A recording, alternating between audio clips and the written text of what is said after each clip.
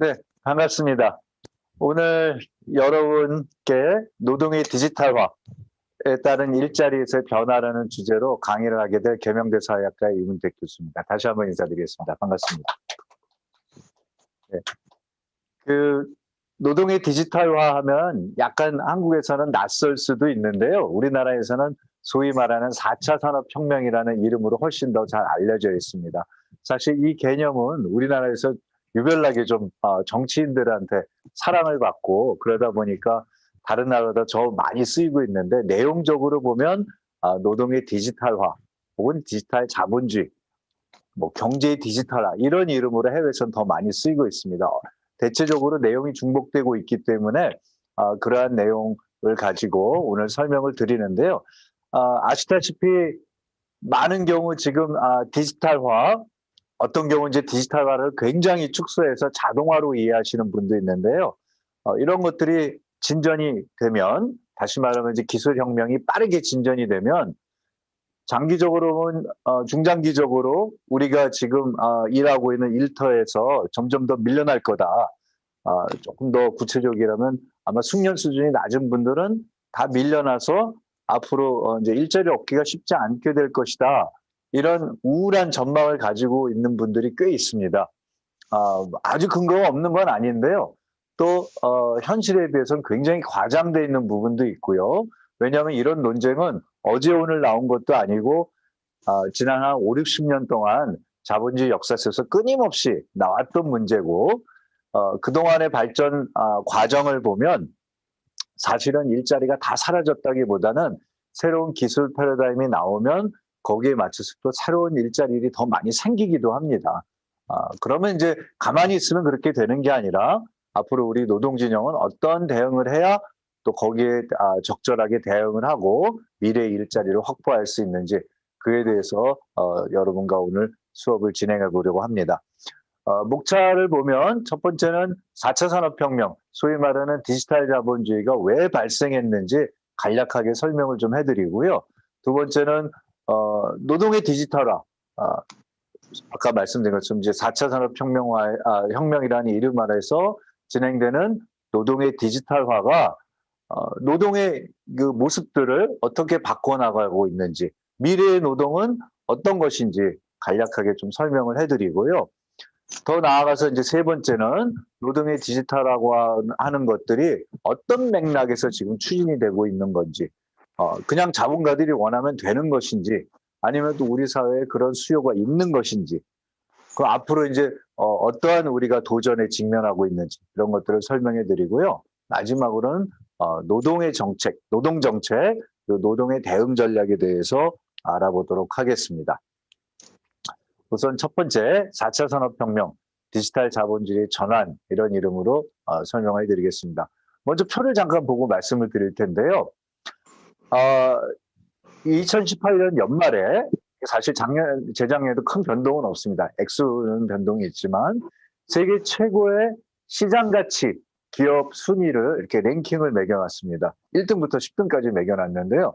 1등부터 10등까지 여러분이 다 들어보신 기업들입니다. 첫 번째는 애플이고요.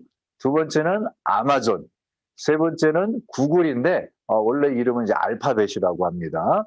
네 번째가 빌 게이츠가 있는 이제 마이크로소프트, 다섯 번째가 페이스북, 다 아시죠? 그 다음에 이제 중국의 알리바바. 자, 여기까지가 지금 랭킹 6위까지가 다 소위 말하는 디지털 기업입니다.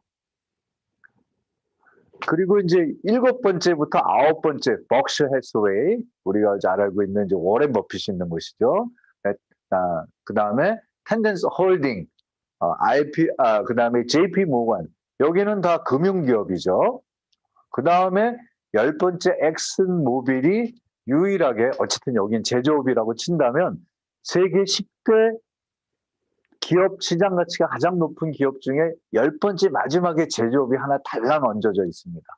그러니까 이 얘기는 무슨냐면 지금 세계 시장을 주도하는 주력 부대는 대부분 다 디지털 기업이다. 우리가 이제 역설적으로 이거 확인이 되는 셈이죠.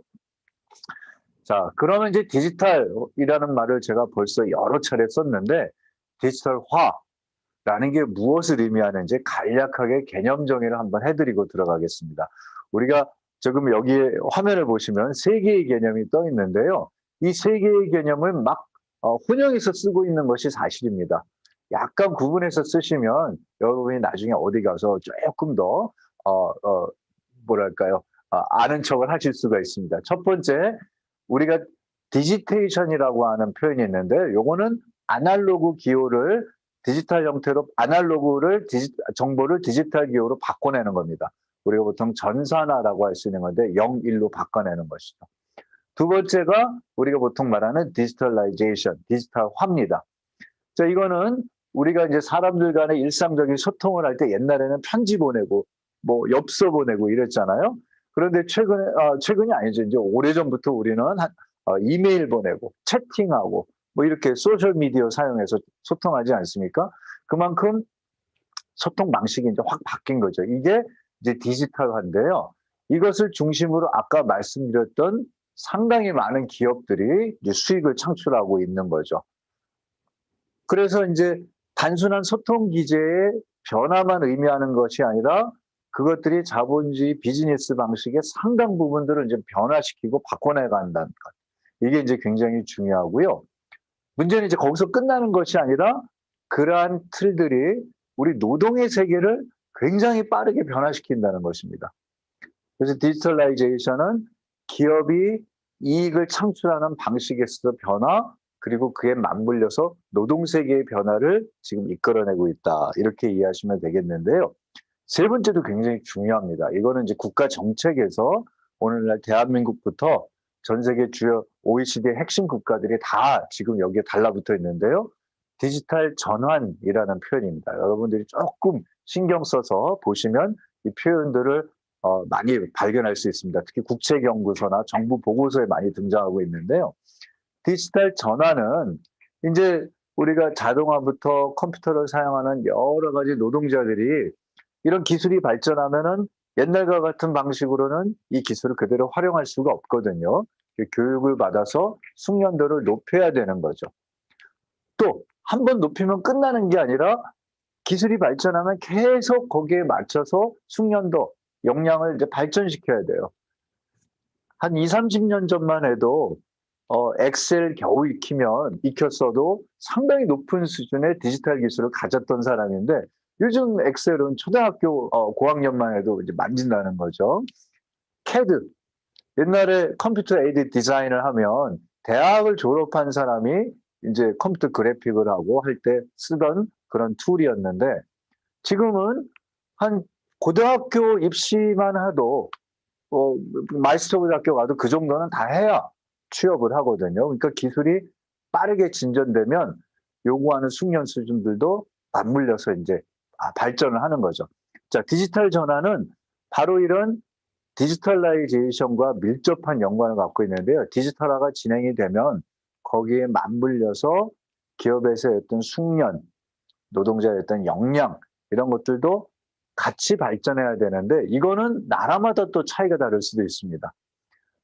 그 나라에서 어떤 방식으로 이러한 디지털 기술들을 디지털 기술에 대한 수요가 있느냐에 따라서도 굉장히 달라집니다.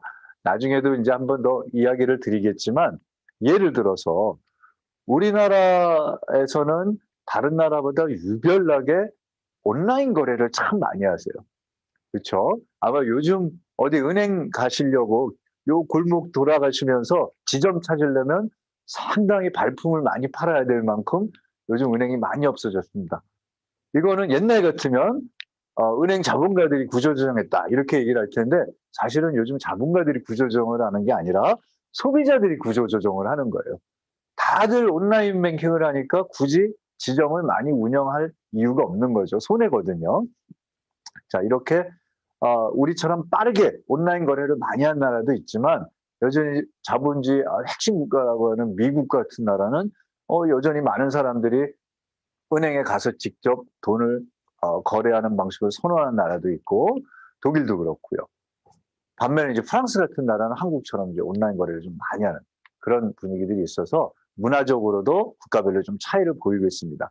어찌 됐건 간에 이렇게 디지털 기술을 활용해서 기업 혹은 일터에서 했던 변화들이 생기면 거기에 맞춰서 우리가 일하는 방식도 바뀌는데요.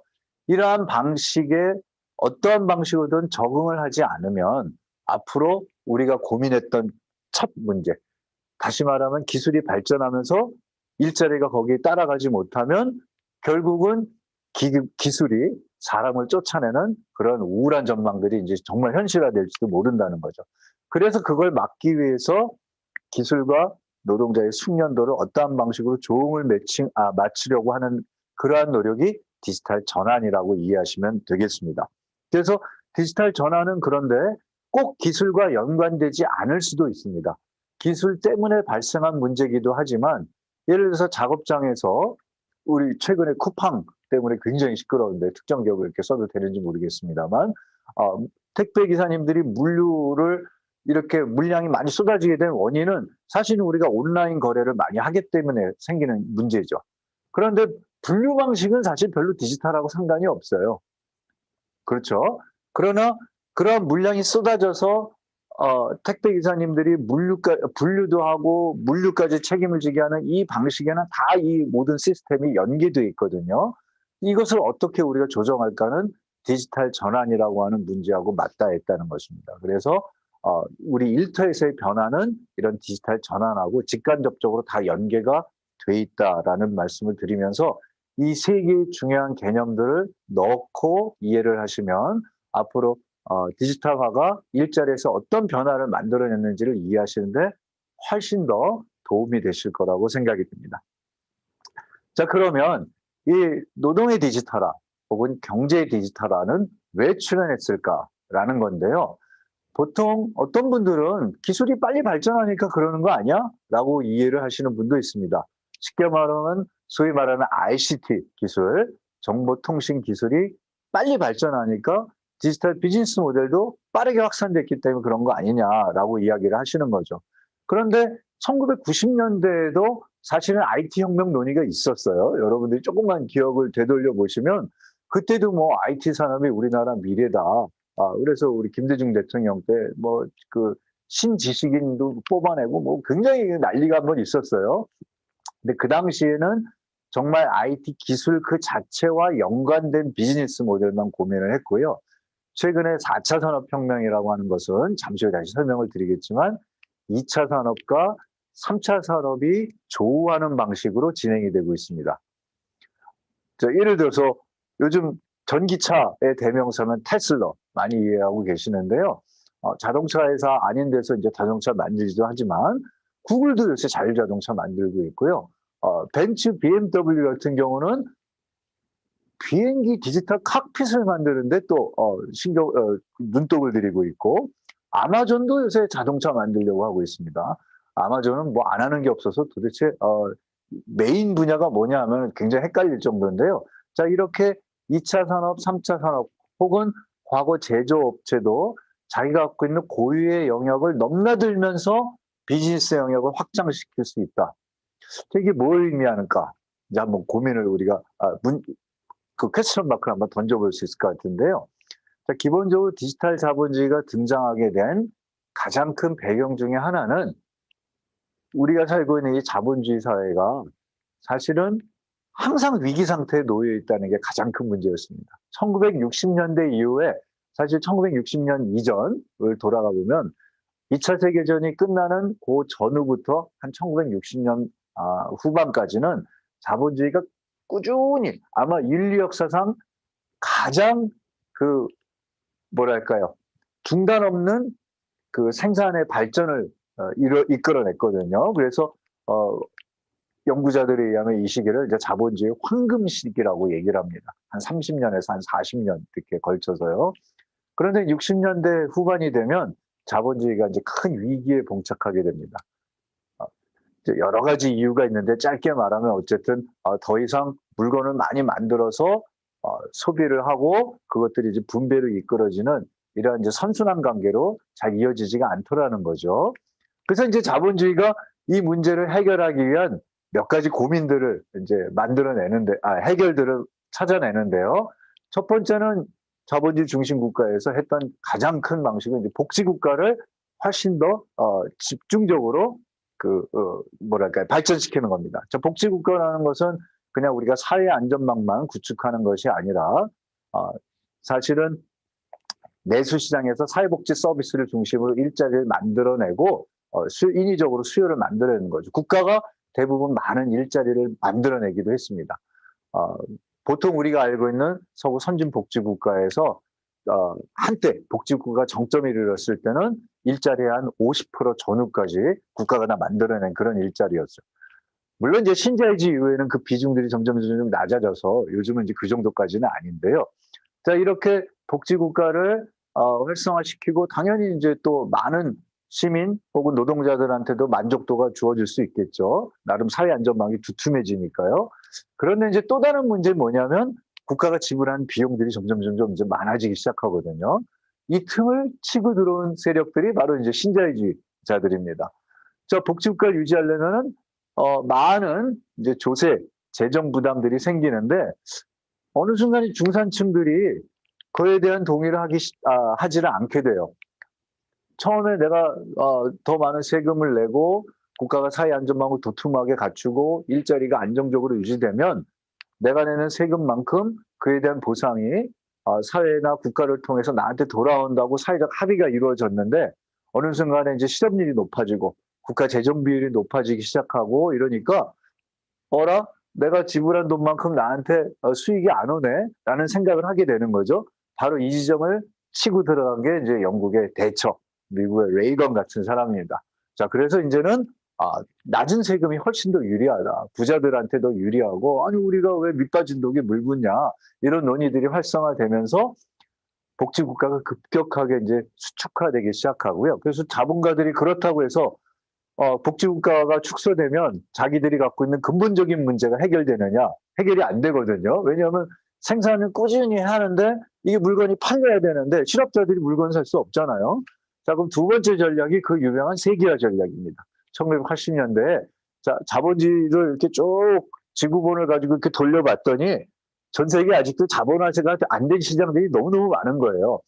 그 중에 이제 뭐 남미도 있고 아시아 시장도 있고 한국 같은 경우도 자본주의 시장이지만 문은 닫혀 있었고 우리가 이제 1997년도 외환위기 때 결국은 외부의 힘에 의해서 문을 열어 제낀 거 아니에요? 자, 이러한 방식으로 이제 시장을 치고 이거 사실은 이제 옛날 제국주의 시대하고 비슷한 거죠. 문 열어 해가지고 결국은 거기다가 물건을 갖다 강매하는 방식이니까요. 자, 이렇게 해서 시장이 또 1990년대 일정하게 또 숨통을 트기도 했어요. 또 냉전이라고 하는 것이 1990년대 중단되고 하면서 동유럽 시장이 열리고 자본주의가 한동안은 나름 해피하다고 생각을 했는데 여전히 이것도 근본적인 대안이 되질 못했습니다. 자, 그랬더니 1990년대 후반에 이제 어떠한 방식으로 이 위기를 탈출하려고 했느냐? 빚을 내주는 거죠. 개인들한테 은행에서 빚을 내서 당신들 막 쓰시오. 채무가 막 증가하는 거예요. 그렇게 해서 사람들이 이제 뭐 부동산도 사고 은행에 투자도 하다가 사단이 난 게 2007년, 8년 미국의 서프라임 모기지 금융위기입니다. 결국은 빚을 내서 계속 끊임없이 이 가공자본을 통해서 수요를 창출하는 데는 한계가 있었던 것이죠. 자, 그렇게 해서 이제 뭐 전 세계가 또 한번 2007년, 8년 막 금융위기를 휘청했죠. 그 당시 위기 규모가 얼마나 컸으면 그 대공황에 준한다 해서 대침체라는 표현을 쓰기도 합니다. 자, 이후에 이제 다시 2010년 전후로 돼서 경기를 회복하는데 이때부터 재밌는 현상이 생기기 시작해요. 몇몇 나라들이 경기를 빠르게 회복하는데 90년대 IT 혁명 이후에 이제 제조 산업은 이제 낡은 모델이고 앞으로 IT 산업만 가지고 있는 나라들, 첨단 산업을 갖고 있는 국가들만 시장에 승리할 거다라고 봤는데 역설적으로 2010년도에 제조 산업을 가진 국가들, 제조 산업의 기반이 튼튼한 국가들이 경기를 빠르게 회복하기 시작합니다. 독일, 일본, 미국도 당시에 이제 제조 산업을 다시 이제 부흥시키려는 그런 시도들이 있었고요. 그런데 그럼 과거 같은 방식으로 제조 산업을 부흥시켰냐? 그게 아니고 3차 산업, IT 기술을 2차 산업에 적용을 해서 상대적으로 상당히 많은 수요자들한테, 소비자들한테 매력을 가진 상품들을 내놓으면서 수요를 이제 끌어내는 거죠. 자, 사실 이러한 방식의 변화는 그 이전에도 있었는데요. 쉽게 설명을 해드리면 이렇게 말씀드릴 수 있을 것 같습니다. 우리가 이제 처음에 너무 어려웠을 때는 자동차 하나 사는 게 꿈이었잖아요. 그렇죠. 우리 90년 초반, 90년 한 초중반 때는 마이카 시대, 뭐 이런 구호가 있었습니다. 자, 근데 이제 누구나 다 차를 살 수 있을 정도가 되면 어느 순간 사람들이 어떤 생각을 하냐면 남들하고 나하고 똑같은 차를 가지고 왠지 티가 안 나는 거죠. 그렇죠. 이제 차별화를 해야 돼요. 아마 여기 그 강의를 들으시는 분의 중에 연배가 좀 있으신 분은 알겠지만 옛날 대학교 가면 학생들이 맨날 꽈티 하나 입고 청바지 입고 똑같이 입고 다녔거든요. 군대도 아닌데. 요즘 학생들을 딱 보면 정말 강의실에 100명이 앉았어도 같은 옷 입은 학생이 별로 없습니다. 정말 이제 그 나름대로의 가격 수준에서 차별화를 다 가지고 있는 거죠. 그만큼 소비의 이 수준들이 굉장히 높아지고 차별화된 수요에 대한 욕구들이 많아졌습니다. 이거를 가능하게 한 게 바로 디지털 기술입니다. 자, 옛날에는 자동차를 만들어서 특별 주문 생산을 하면은 그 특별 주문을 쫙 리스트를 뽑아가지고 자동차를 다 만들어서 이제 공장에서 출시되기 직전에 전문가들이 모여서 이제 뜯어 고치는 거예요. 뭐 어떤 분들은 그 신체 구조가 좀 이러니까 본넷을 높여주고 뭐 여러 가지 이제 주문 받아서 마지막에 고치는 거예요. 근데 요즘은 디지털 기술이 잘 적용이 된 공장 같은 경우는 하루에 200대를 만든다 치면은 그 200대를 만드는 1, 2, 3, 4, 5, 6, 7, 8, 9 순서 중에 이번 7번 차량은 이렇게 만드는 게 좋겠다. 8번 차량은 주문이 들어와서 이렇게 만드는 게 좋겠다라고 하면 그 순서대로 그대로 그 자리에서 주문 생산하는 차들을 뽑아낼 수 있게끔 가능해졌습니다. 예, 화면이 안 보여요. 그래서 이러한 방식의 변화가 가능해졌다라는 것이고요. 예. 잠깐 화면을 꺼서 조금만 숨 좀 돌리시면 될 것 같습니다.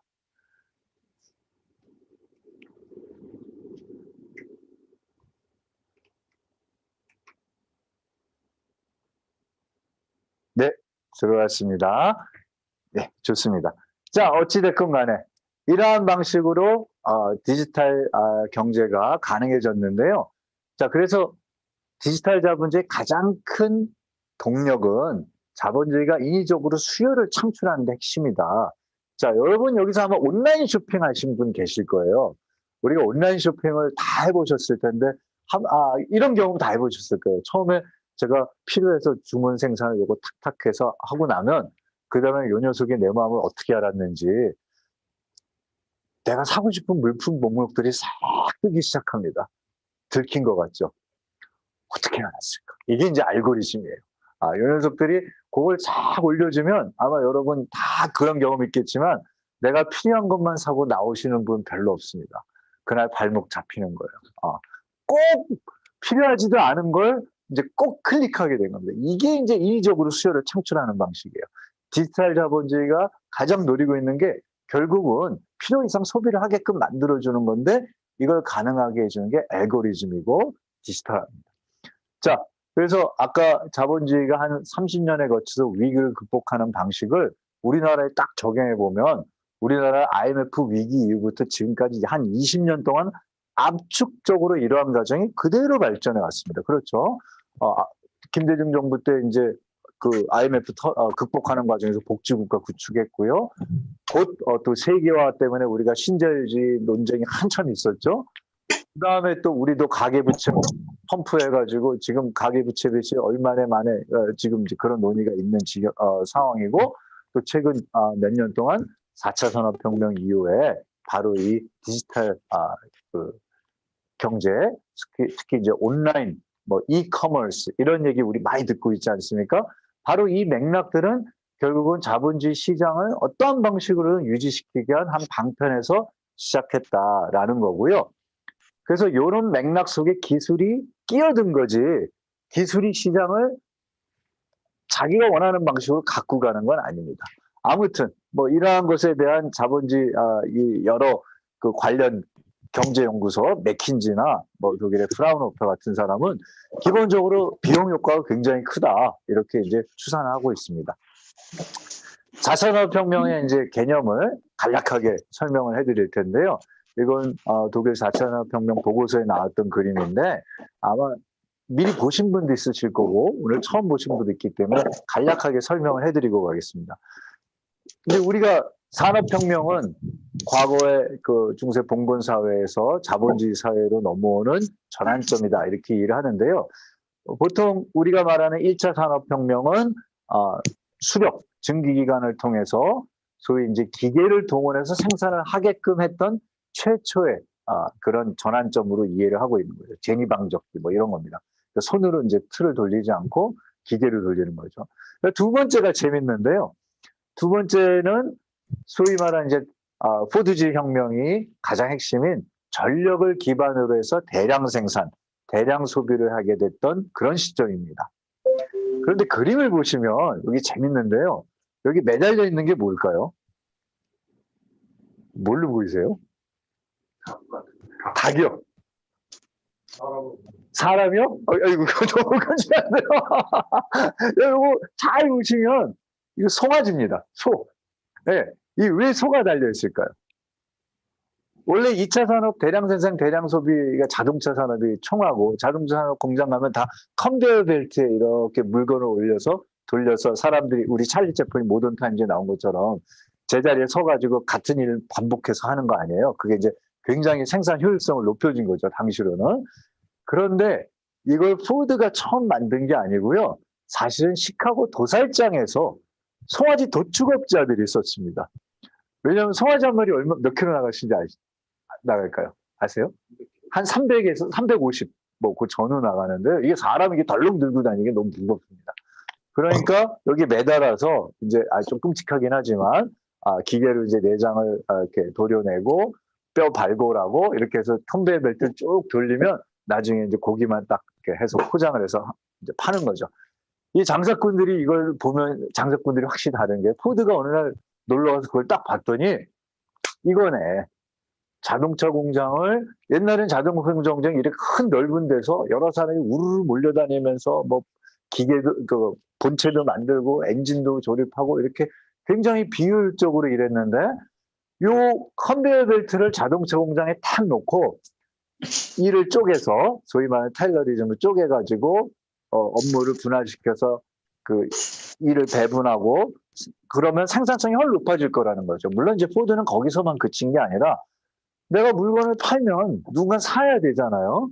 그러니까 옛날에는 이제 마름수건 쥐어짜듯이 노동자들 임금을 쥐어짰는데 포드는 그게 아니라 차라리 생산성을 높여서 일을 열심히 부리는 대신 임금을 더 주면 이 사람들이 생산자인 동시에 소비자가 되겠구나. 역시 장사꾼들이 달라요. 그렇죠. 예. 요 생각을 한 게 이제 2차 산업혁명의 아주 큰 혁신을 가져온 대량 생산, 대량 소비입니다. 그 물건을 이제 살 수 있는 사람들이 많이 생겨난 거죠. 아무튼 이 도축장이 그런 아이디어를 줘서 당시 20세기 전반의 지식인들한테 반드시 방문해야 될 필수 코스가 됐습니다. 그래서 유럽에 있는 지식인들도 미국 가면 항상 시카고 도살장을 갔거든요. 그래서 요 4차 산업혁명 개념을 이제 정리한 사람들이 그 옛날 아이디어들을 상기시켜준다는 의미에서 지금 송아지 매달려 있는 그림을 그려놓은 겁니다. 예. 자, 그리고 이제 3차 산업혁명은 다들 아시다시피 90년대 초에 IT 혁명입니다. 그것은 말 그대로 이제 반도체 혁명과 IT 기술에 집약된 그런 부분이었고요. 그 당시는 제조업하고 연결이 별로 긴밀하게 돼서 이해되지는 않았습니다.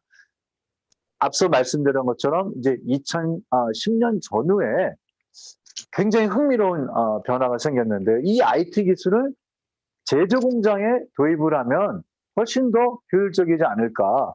그래서 이제 앞으로 또 설명을 드릴 사이버 물리 시스템, 지능 생산. 우리나라에서는 요거를 스마트 공장 이렇게 표현을 하는데요. 이런 개념으로 2차 산업과 3차 산업을 결합시켜서 이제 생산을 하고 생산성을 높이는 동시에 수요도 촉진시키는 이러한 모델로 진전이 된 겁니다. 4차 산업혁명이라고 하는 개념은 이런 정도 수준에서 이해를 해주시면 되겠습니다. 자, 그런데 그럼 4차 산업혁명은 갑자기 최근에 막 등장한 건가? 사실 그렇지는 않아요. 모든 기술이라는 게 항상 역사가 있고요. 이걸 뭐 다 이해할 필요는 없지만 사실은 1970년대 중반부터 꾸준히 이렇게 발전을 해왔고요.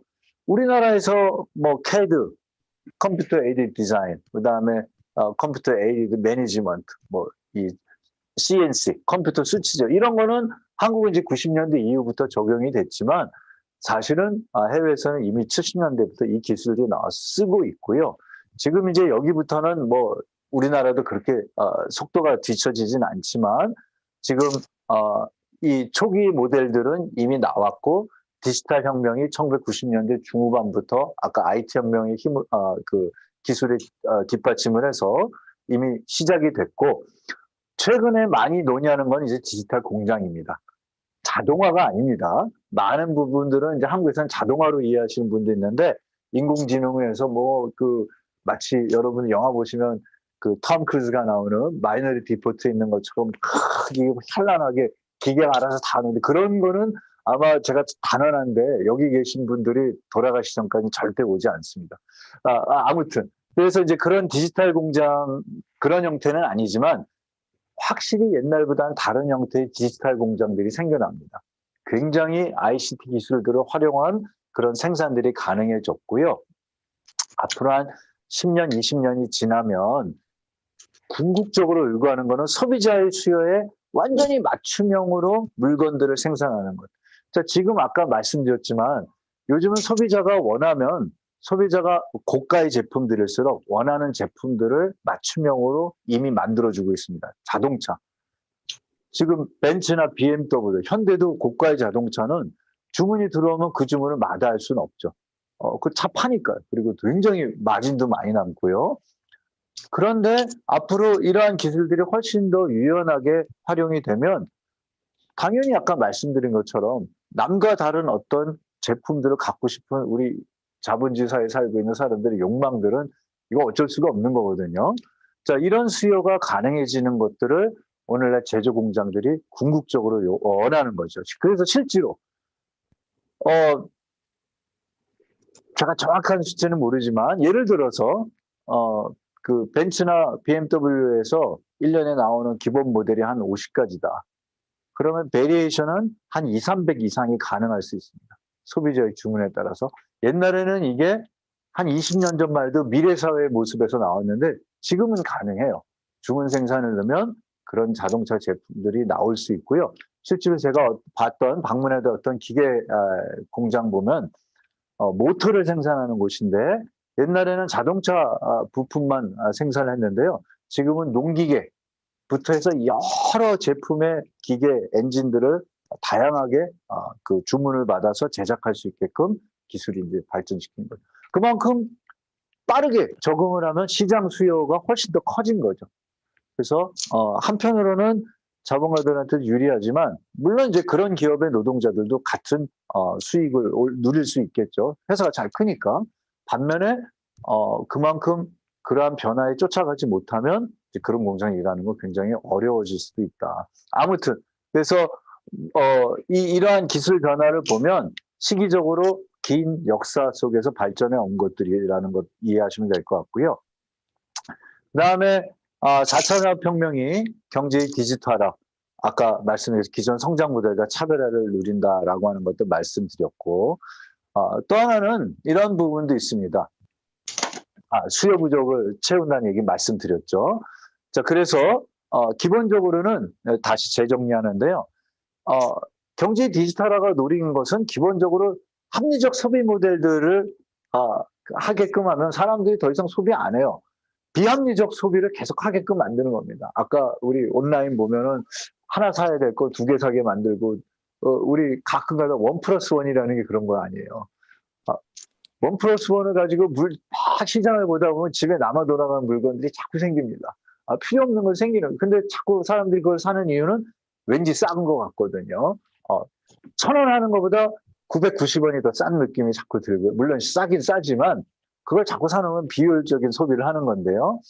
자, 그런 방식들. 한국도 사실은 네이버, 다음, 인터파크 이런 기업들이 지금 미국만큼은 아니지만 20대 기업 안에 빠르게 진입을 해서 규모가 이제 그 랭킹 순서를 바꿔내고 있습니다.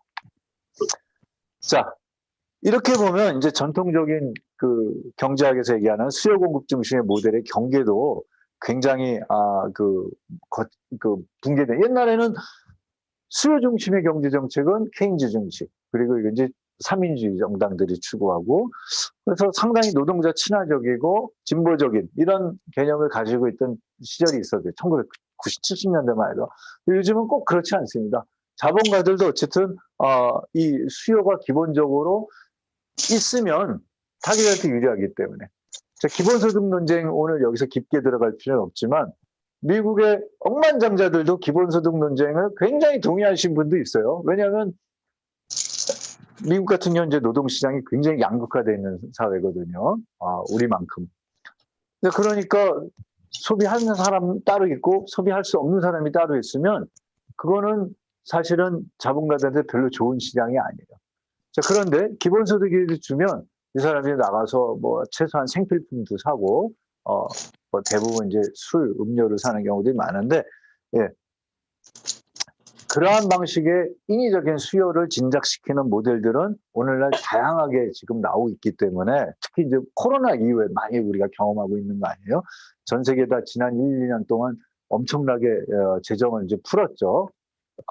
자, 그런데 그게 과연 이제 노동자들한테 항상 유리한지는 또 우리가 조금 더 엄밀하게 봐야 돼요. 그 좌파 케인지안이라고 하는 조한 로빈슨 같은 사람은 그렇게 따지고 보면 옛날 레이건 시절 때 그 막 군수 산업을 막 이렇게 증진시켜가지고 거기다가 그 생산 투자비를 모름 그런 거는 수요를 촉진시키는 정책이긴 하지만 그게 엽기적이고 그거는 아주 그 일그러진 사생아 케인주의 모델이다 이렇게 비판도 하거든요.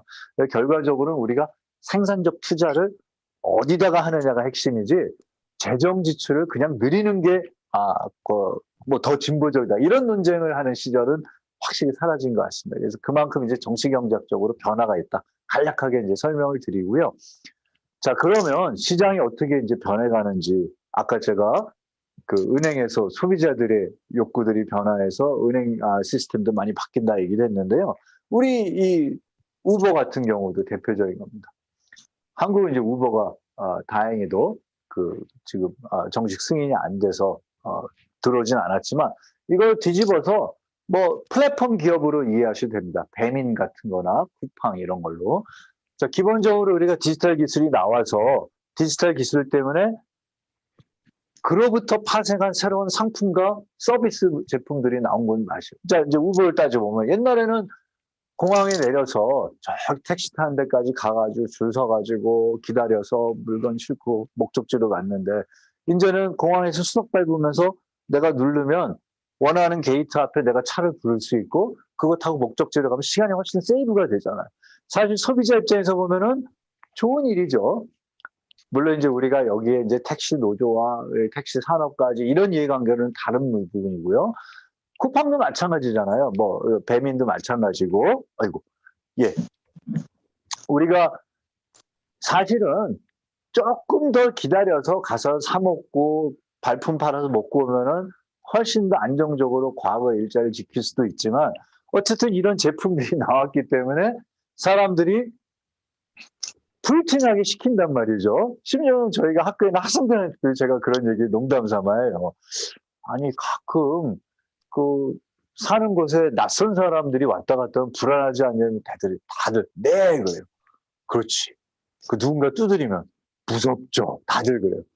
그런데 음식 배달 온 사람이 띵동 들으면 왜 안 무서워해? 다들 웃어요. 물론 이제 요즘 코로나 때문에 그냥 저기 밑에 놓고 가긴 하지만 그 이전에는 직접 배달을 했잖아요. 사실은 이제 음식이라고 하기 때문에 경계가 풀어질 수도 있지만 아무튼 우리가 이제 그런 서비스를 사용을 하고 그다음에 이 서비스의 질도 굉장히 빨라지는 거예요. 사실은 옛날에 무슨 피자에서 20분 배달인가 15분 배달 때문에 여러 가지 그 사고가 터진 다음에 한동안은 또 배달 속도를 좀 줄이겠다고 하더니 요즘 다시 또 과잉 소비 경쟁을 해서 그냥 막 소비자들도 그렇고 라이더들도 얼마나 목숨 걸고 운전을 해야 돼요. 자, 아무튼 근데 이제 그런 그 오더를 주문을 내리고 받고 하는 그러한 기술들이 또 점점 발전하니까 다들 그런 데 익숙해지는 거죠. 그래서 디지털 기술에 대한 만족도가 점점 더 높아져요. 당연히 리스크도 넓어집니다. 어느 순간에 기기 자체가 작동을 안 하던가 아니면은 주문 자체에 넣은 것들이 뭐 꼬인다던가 이러면은 위험 요소들이 생기겠죠. 다시 기술을 발전시키고. 자, 이러다 보니까 어느 순간에 기술에 대한 상당히 많은 맹신과 그다음에 기술이 제공하는 서비스에 대한 만족도들이 이상하게 높아지면서 이러한 발전 과정들을 점점 이제 그대로 우리 사회가 수용하게 되는 거죠.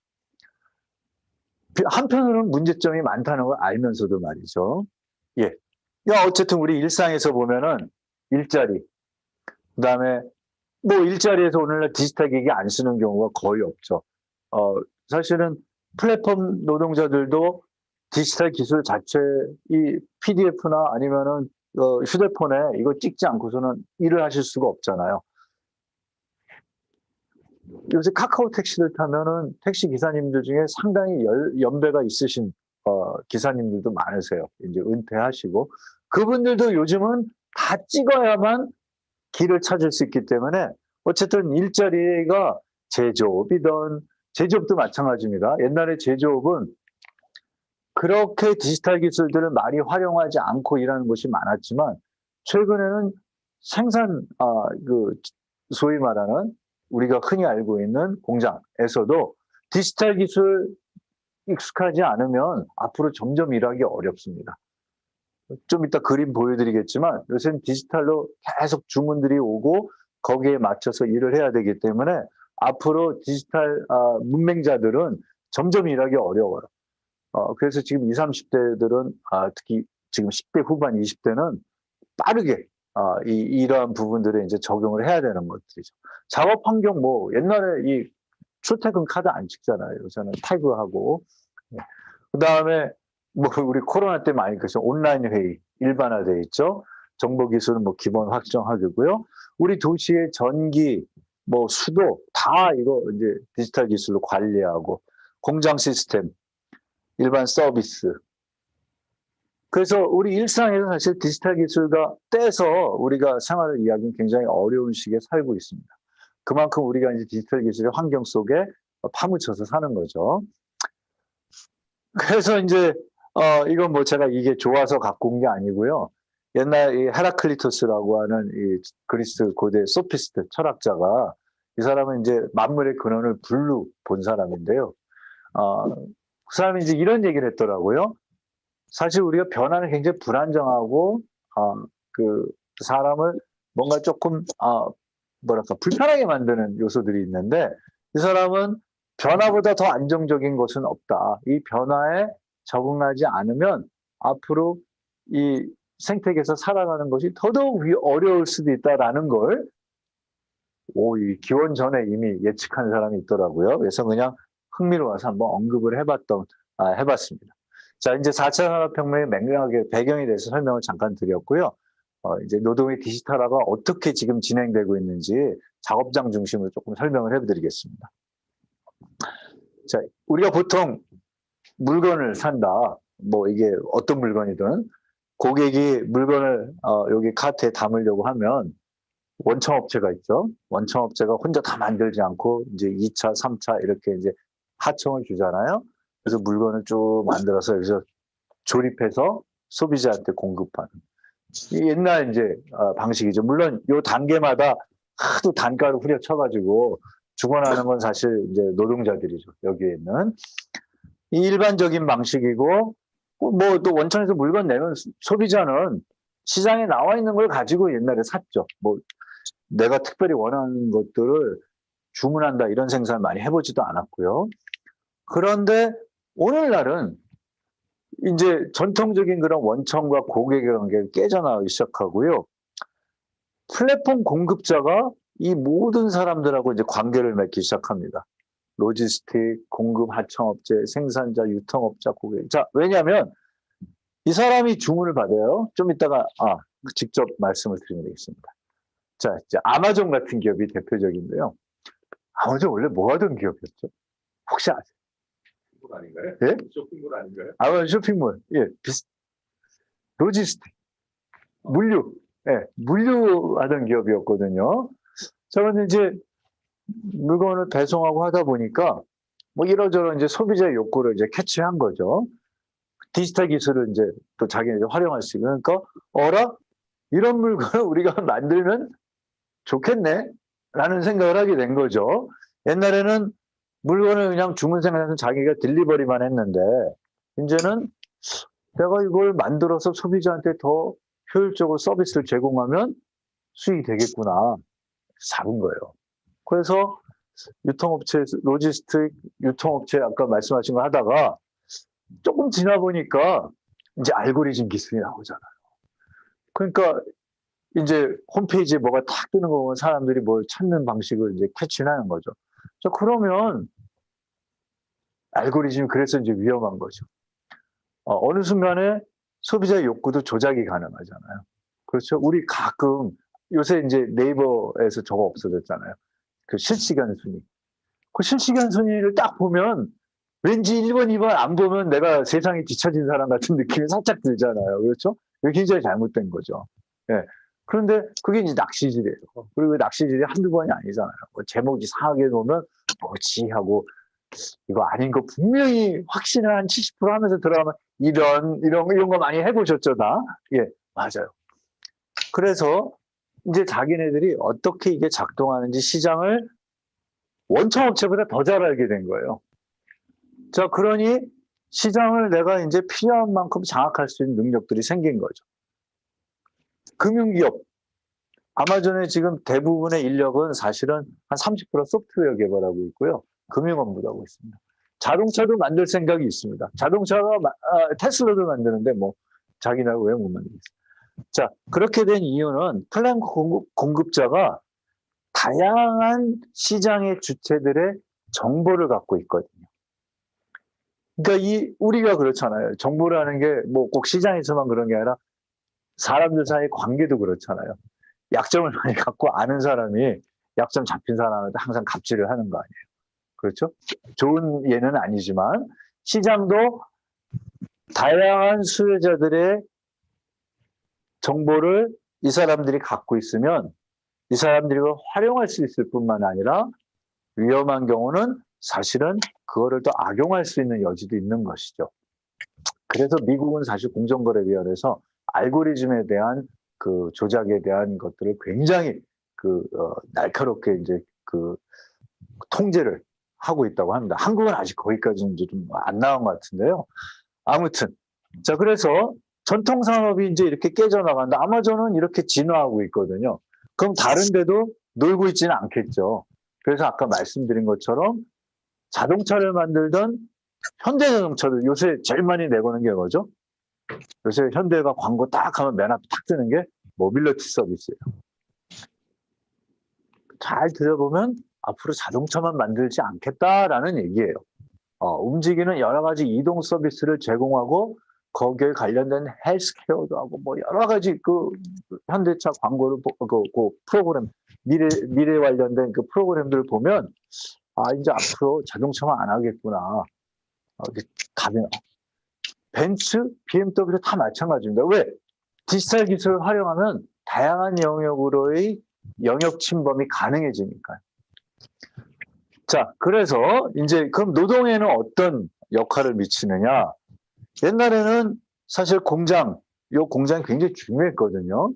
그래서 우리가 노동운동사를 보면 작업장에서 우리 찰리 채플린 모던 타임스도 나오지만 내가 온전하게 노동의 대가를 지불받지 못하고 심지어는 착취당하고 인권적으로 유린되고 이래서 노동에서 자본가랑 싸우는 것들, 그게 우리가 살고 있는 세상을 바꾸는 첫걸음이었잖아요. 또 그것들을 유지시키기 위해서 국가 혹은 뭐 경찰, 각종 이제 국가의 통제 기구들이 작업장에 있어서 노동자들이 과도한 자기 주도권들을 갖지 않게 법으로 묶어놓고, 그렇죠? 규제를 하고. 그래서 이제 그람시 같은 사람이나 아니면 노동연구자 뷰로웨 같은 사람은 노동자의 헤게모니, 사회적 헤게모니는 공장에서 출발한다 이렇게 얘기를 했어요. 공장에서 자본가의 싸움에서 시작을 해서 사회적 권력으로 이제 나가는 거죠. 그건 이제 노동운동 초기 뭐 20세기 중후반까지 거의 비슷했습니다. 우리나라도 보세요. 민주노총이 결과적으로는 작업장에서 싸워서 사회적 권력을 일정하게 획득해 나갔죠. 사회적 권력이란 말은 이상하지만 사회적 발언권이죠. 뭐 항노총도 1997년도 이후에 이제 총파업 이후에는 그런 흐름에 이제 같이 또 했기도 했고요. 그런데 신자유 이후에 굉장히 재밌는 변화가 생기기 시작합니다. 재밌는 변화가 아니라 노동의 입장에서는 굉장히 우울한 변화죠. 소위 말하는 이제 금융시장이 활성화되면서 큰 변화는 작업장에서 노사가 갈등이 있으면 테이블에 자본가와 노동자가 앉아가지고 이제 협상을 하고 싸움을 해야 되는데 이게 이제 오랫동안 관행이었는데 주식시장이 활성화되고 금융자본, 투기자본들이 넘나들면서 기업을 사고팔고 하다 보니까 거기에 더 목소리를 내는 사람이 누구냐면 주주들이에요. 주주들이. 자, 이제 이런 얘기를. 옛날에는 그래도 기업의 자본가들은 노동자하고 싸우면서 어찌됐건 간에 생산성을 높여서 물건을 많이 팔고 수익을 내는 게 그 사람이 본 업무예요. 노동자하고 갈등을 일으키던 간에. 그래서 어찌됐건 간에 노동자하고도 결과적으로는 관계를 개선해야 돼요. 우리 인사노무 담당자들이 하는 게 기업에 보면 맨날 노조 간부들하고 같이 지지고 볶고 싸우면서도 관계를 해야 되는 거예요. 자, 그런데 주식시장이 활성화되다 보니까 어느 날 경영자들의 주 관심사는 생산성을 높이는 게 아니라 시장에서 기업 가치를 높이는 거예요. 자, 기업 가치는 기업이 꼭 좋은 물건을 안 만들어도 오를 수가 있습니다. 우리 재밌는 걸 보세요. 삼성전자가 이제 분기별 보고서를 내면 대체적으로 경기 전망에 따라서 주가가 오르기도 하지만 작년 말 같은 경우는 수익을 냈는데 주가가 떨어져요. 이걸 어떻게 이해하겠어요? 그 시장의 애널리스트들이 별가지 이제 소설들을 쓰는데 가만히 보면 시장에서 수익을 내는 사람들 혹은 거기에 이해관계가 있는 사람들, 투기꾼들, 사기꾼들이죠. 이 사람들의 관계는 뻔한 예측 가지고는 돈 벌 수 없거든요. 그러니까 온갖 시장에 이제 여러 가지 정보들이 범람하고 뭐 누가 우스꽝스럽게 그런 얘기 하더라고요. 미국 대통령 시장에서 매일 한 번씩 죽는다고 주식시장에서요. 예, 예. 자, 그런데 사실 그뿐만이 아닙니다. 요즘은 노동자들도 이제 주식을 하잖아요. 대기업 노동자들 경우 이제 상당히 주식 많이 하시는 경우 알고 있는데, 자, 그러면 이제 이런 문제가 생겨요. 나는 주식을 하는 한 개인이지만 내가 누군가의 회사의 주식을 사면 혹은 팔면 그 기업의 운명을 내가 부분적으로 결정하는 사람이에요. 그렇죠? 그런데 노동자들도 마찬가지로 내가 주식을 안 하면 몰라도 내 돈을 예를 들어서 1,000만 원을 투자를 했는데 저 기업이 참 어려우니까 내가 거기 1,000만 원 얹어가지고 저 기업이 살도록 했으면 좋겠다라는 사람이 있겠어요. 그렇죠? 대부분 주식을 안 하면 몰라도 주식을 하면 결국은 수익률을 쫓아다니게 돼 있거든요.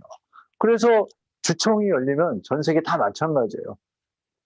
기업의 경영 조건이 안 좋으면 대부분 주주들이 요구하는 첫 번째 논리. 왜 노동자 해고 안 하느냐? 적자 줄여야 될 거 아니냐? 그럼 두 번째, 기업 인수합병해라. 그러면 인수합병을 해서 팔아치우면 또 기업 가치가 뛰어요. 왜냐면 시장이 독점화되니까. 그러니까 이런 방식으로 오히려 경영에 영향을 주는 사람이 이제는 자본가가 아니라 경영자가 아니라 시장에 있는 주주들의 목소리. 물론 이 주주가 보통 우리가 말하는 개미 주주가 아니라 큰 손들이죠. 아까 말한 이 금융 버크셔 해스웨이 같은 경우나 JP 모건 같은 이런 큰 기업들이 이래 시장을 교란시키거든요.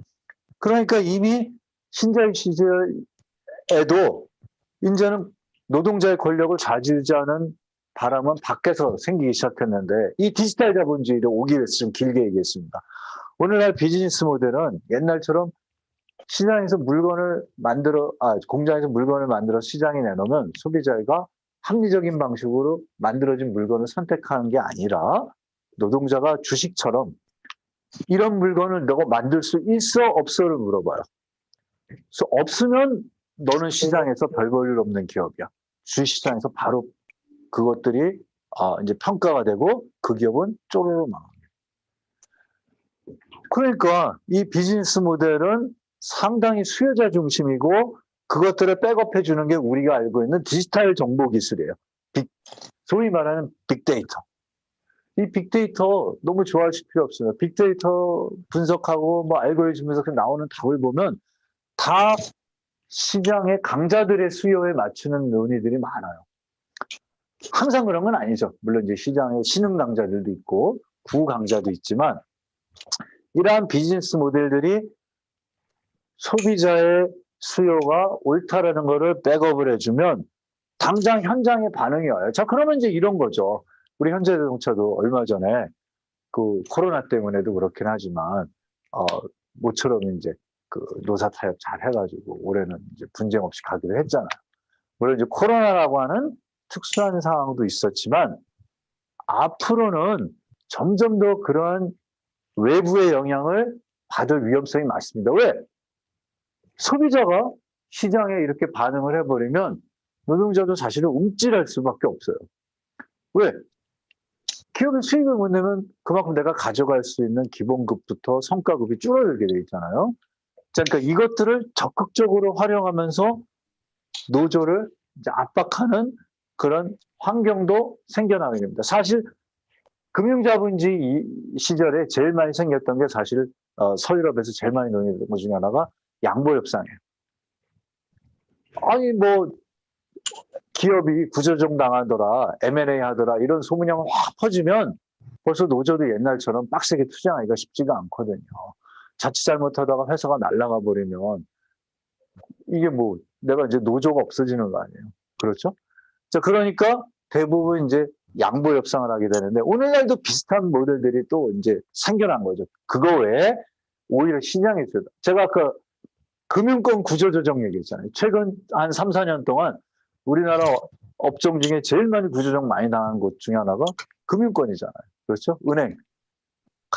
뭐 이름을 다 얘기할 필요는 없지만 수천 명이 지금 구조조정을 하고 올해 내년도 그러리라고 생각하는데 그거 무슨 행장 나가라고 해서 요즘에 시위하고 이런 거 잘 못 보셨죠. 그렇죠? 예. 왜냐하면 금융권에 있는 분들도 알아요. 이 구조조정의 실질적인 맥락은 자본가 아니라 소비자들이라는 거예요. 그렇다고 우리가 금융권이 이렇게 어려우니까 대사회적 담화문에서 앞으로 온라인 뱅킹 좀 더 이것도 안 먹힐 거 아니에요. 그렇죠? 이미 우리가 그러한 방향이 너무나 익숙해져 있기 때문에 익숙해져 있기 때문에 사실은 그게 무슨 사회적 대화를 하고 설득을 하고 해서 될 문제가 아니라는 거죠. 그만큼 이 환경의 변화가 노동에 굉장히 불리하게 작동하는 것은 사실입니다. 자, 또 하나 이제 진짜 이제 생산 현장에서 보면 이건 이제 독일 산업 4.0 모델에서 갖고 왔는데요.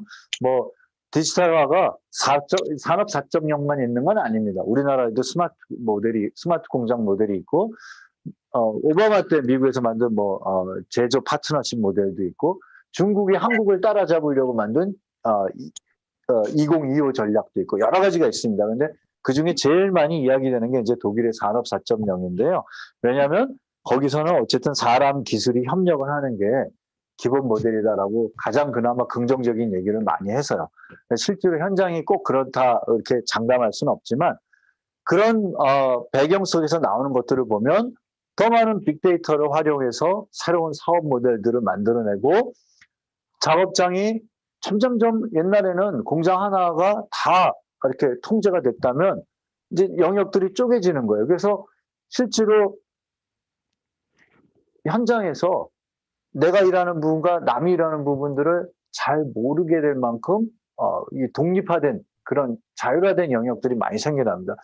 이게 무슨 얘기냐면 노동자 개인들한테 숙련도가 높은 사람한테는 굉장히 유리한 전략이 될 수 있죠. 내가 뛰어나니까 그만큼 내가 거기서 통제력을 발휘하고 역량을 발휘할 수도 있지만 다시 말하면 또 넓게 말한다면 노동자들이 하는 일이 비슷해야 서로 단합을 하기가 쉽잖아요. 근데 격차가 많이 나요. 그러면 사실은 같이 단합을 해서 노조를 하기가 참 쉽지가 않습니다. 그렇죠. 우리가 전통적인 대중노조를 옛날 산업노조 시절에 그 생각을 해보면 대부분 반숙련 노동자예요. 그러니까 몇 년 일하고 와서 오랫동안 일하면서 서로 사정을 뻔히 알기 때문에 연대가 빨리 형성되죠. 요즘 가끔 그런 얘기 하시잖아요. 그 노조 간부들 중에서도 그런 얘기 하시던데, 요즘 젊은 친구들 일하면 너무 힘들어. 같은 노조 활동하는데도 눈치 많이 보인다 하십니다. 숙련도 차이가 나요. 그만큼 이제 분간화된 통제가 많이 생기고 자동화도 옛날보다 늘어나고 배치 생산이라고 해서 물량을 이제 어떤 덩어리, 배치가 아닌 덩어리인데요. 그런 이것도 이제 자율화된 생산입니다. 예를 들어서 우리가 뭐라고 얘기할까? 비빔밥을 한 300개를 만든다. 근데 300개를 한 통에 다 만들 수 없잖아요. 그러면 한 100개씩 섞어서 하려면 100개마다 적정한 양의 양념과 밥과 뭐 이런 걸 분배를 해야겠죠. 마치 그렇게 하듯이 생산 구조를 이제 적절하게 쪼개서 관리 통제하는 건데 이것도 이제 디지털 기술이 있어야만 이걸 효율적으로 같은 제품을 만들 수 있는 거죠. 뭐 이게 쭉 보면 유연성을 높이고 그다음에 노동의 탈경계화. 요즘 재택근무를 통해서 많이 경험해 보시겠지만 일 끝나면 옛날에는 딱 끝나고 연장 놓고 집에 가야서 쉬는 건데 이게 이제 쉬는 건지 일하는 건지 경계가 없어지는 거예요. 그렇죠? 근데 우리나라는 특히나 노동자들이 집에 가서 일하면 노는 줄 알고 뭐 전화 걸어가지고 확인도 많이 하고 그런다고 그러시더라고요. 수시로 불러가지고 회의하고 집에 가서 일하라면서. 우리 실제로 휴대폰이 생기면서 대부분의 노동자들이 근무 시간 끝나지 않잖아요. 그렇죠. 옛날에 그래도 투지폰 쓰고 할 때는 부장님 전화 안 터져요. 뭐 지하에 있어서 뭐 이 핑계 대는데 요즘 우리나라 이 휴대폰 기술이 얼마나 발전, 독도에서도 터지잖아요. 그러니까 이제 노동의 탈경계화는 정말 일과 휴식, 워라밸이라고 하는 경계를 말로만 얘기할 뿐이지 경계가 없어지는 거예요. 자, 이렇게 내부에 어떤 동력들이 있다면 그것들을 가능하게 하는 게 바로 빅데이터, 인공지능, 지능객체란 말로도 쓰고요. 네트워크와 뭐 이런 것들입니다.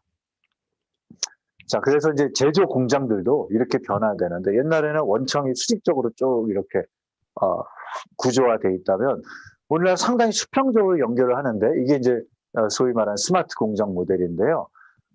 거기에는 기술과 조직과 사람이 굉장히 이제 중요한 요소로 작용을 합니다. 이게 하나만 있어서 되지 않는다는 게 이제 독일 산업 4.0 모델인데요.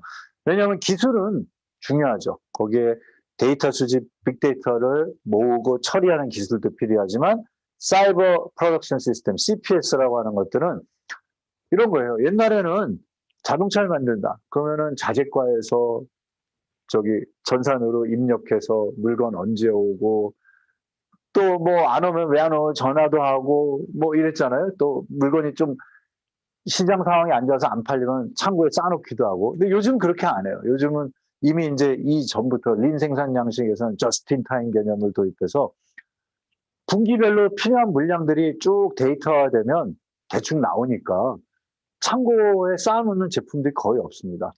그때그때 수시로 물량들을 체크해서 보내면 바로 필요한 제품들을 원청에 보내고 여기서 그걸 받아서 생산하기 때문에 물류 비용이 굉장히 절약되고 창고 비용도 절약이 되는 거죠. 대신 어디 하나가 이제 기술이 펑크가 나면 큰일 나는 거죠.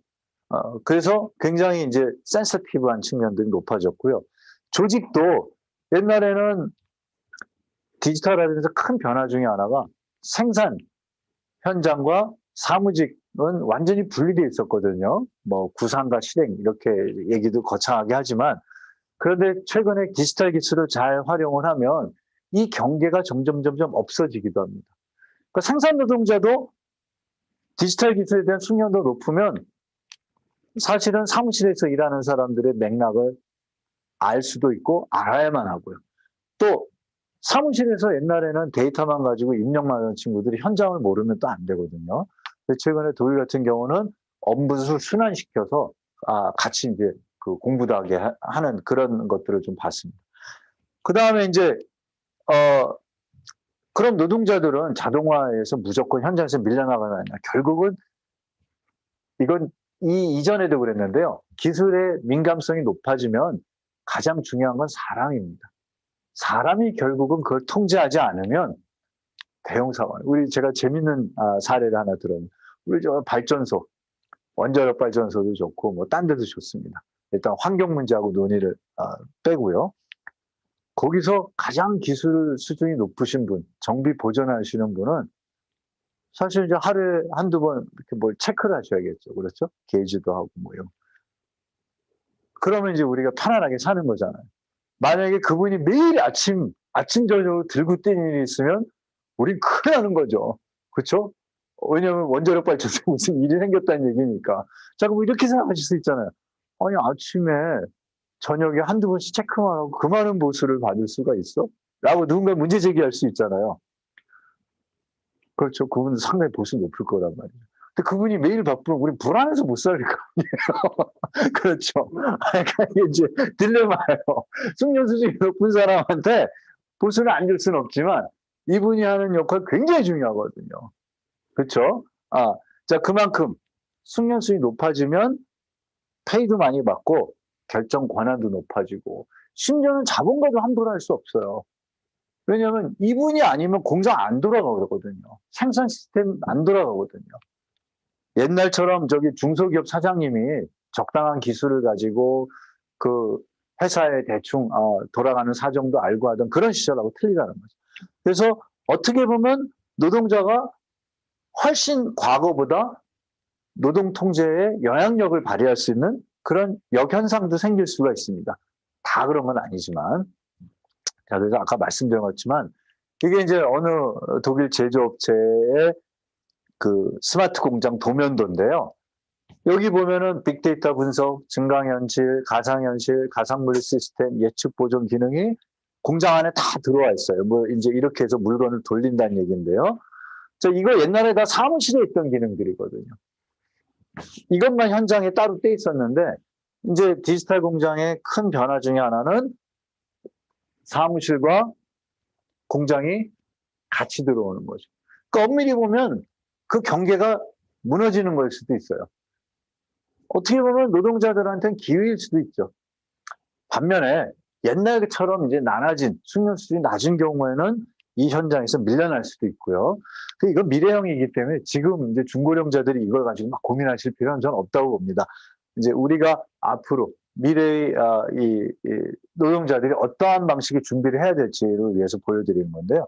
이거는 제가 사진 찍어온 건데 의자, 고급 의자를 만드는 곳이에요. 이런 것도 만들고 이보다 더 싸구려도 만들고 이 의자는 뭐 그림으로는 잘 안 보이는데 하여튼 한 800만 원짜리랍니다. 예, 의자가 800만 원까지 하는지 왜 하는지 잘 모르겠으나 아무튼 그래서 이제 주문 생산을 받은 거예요.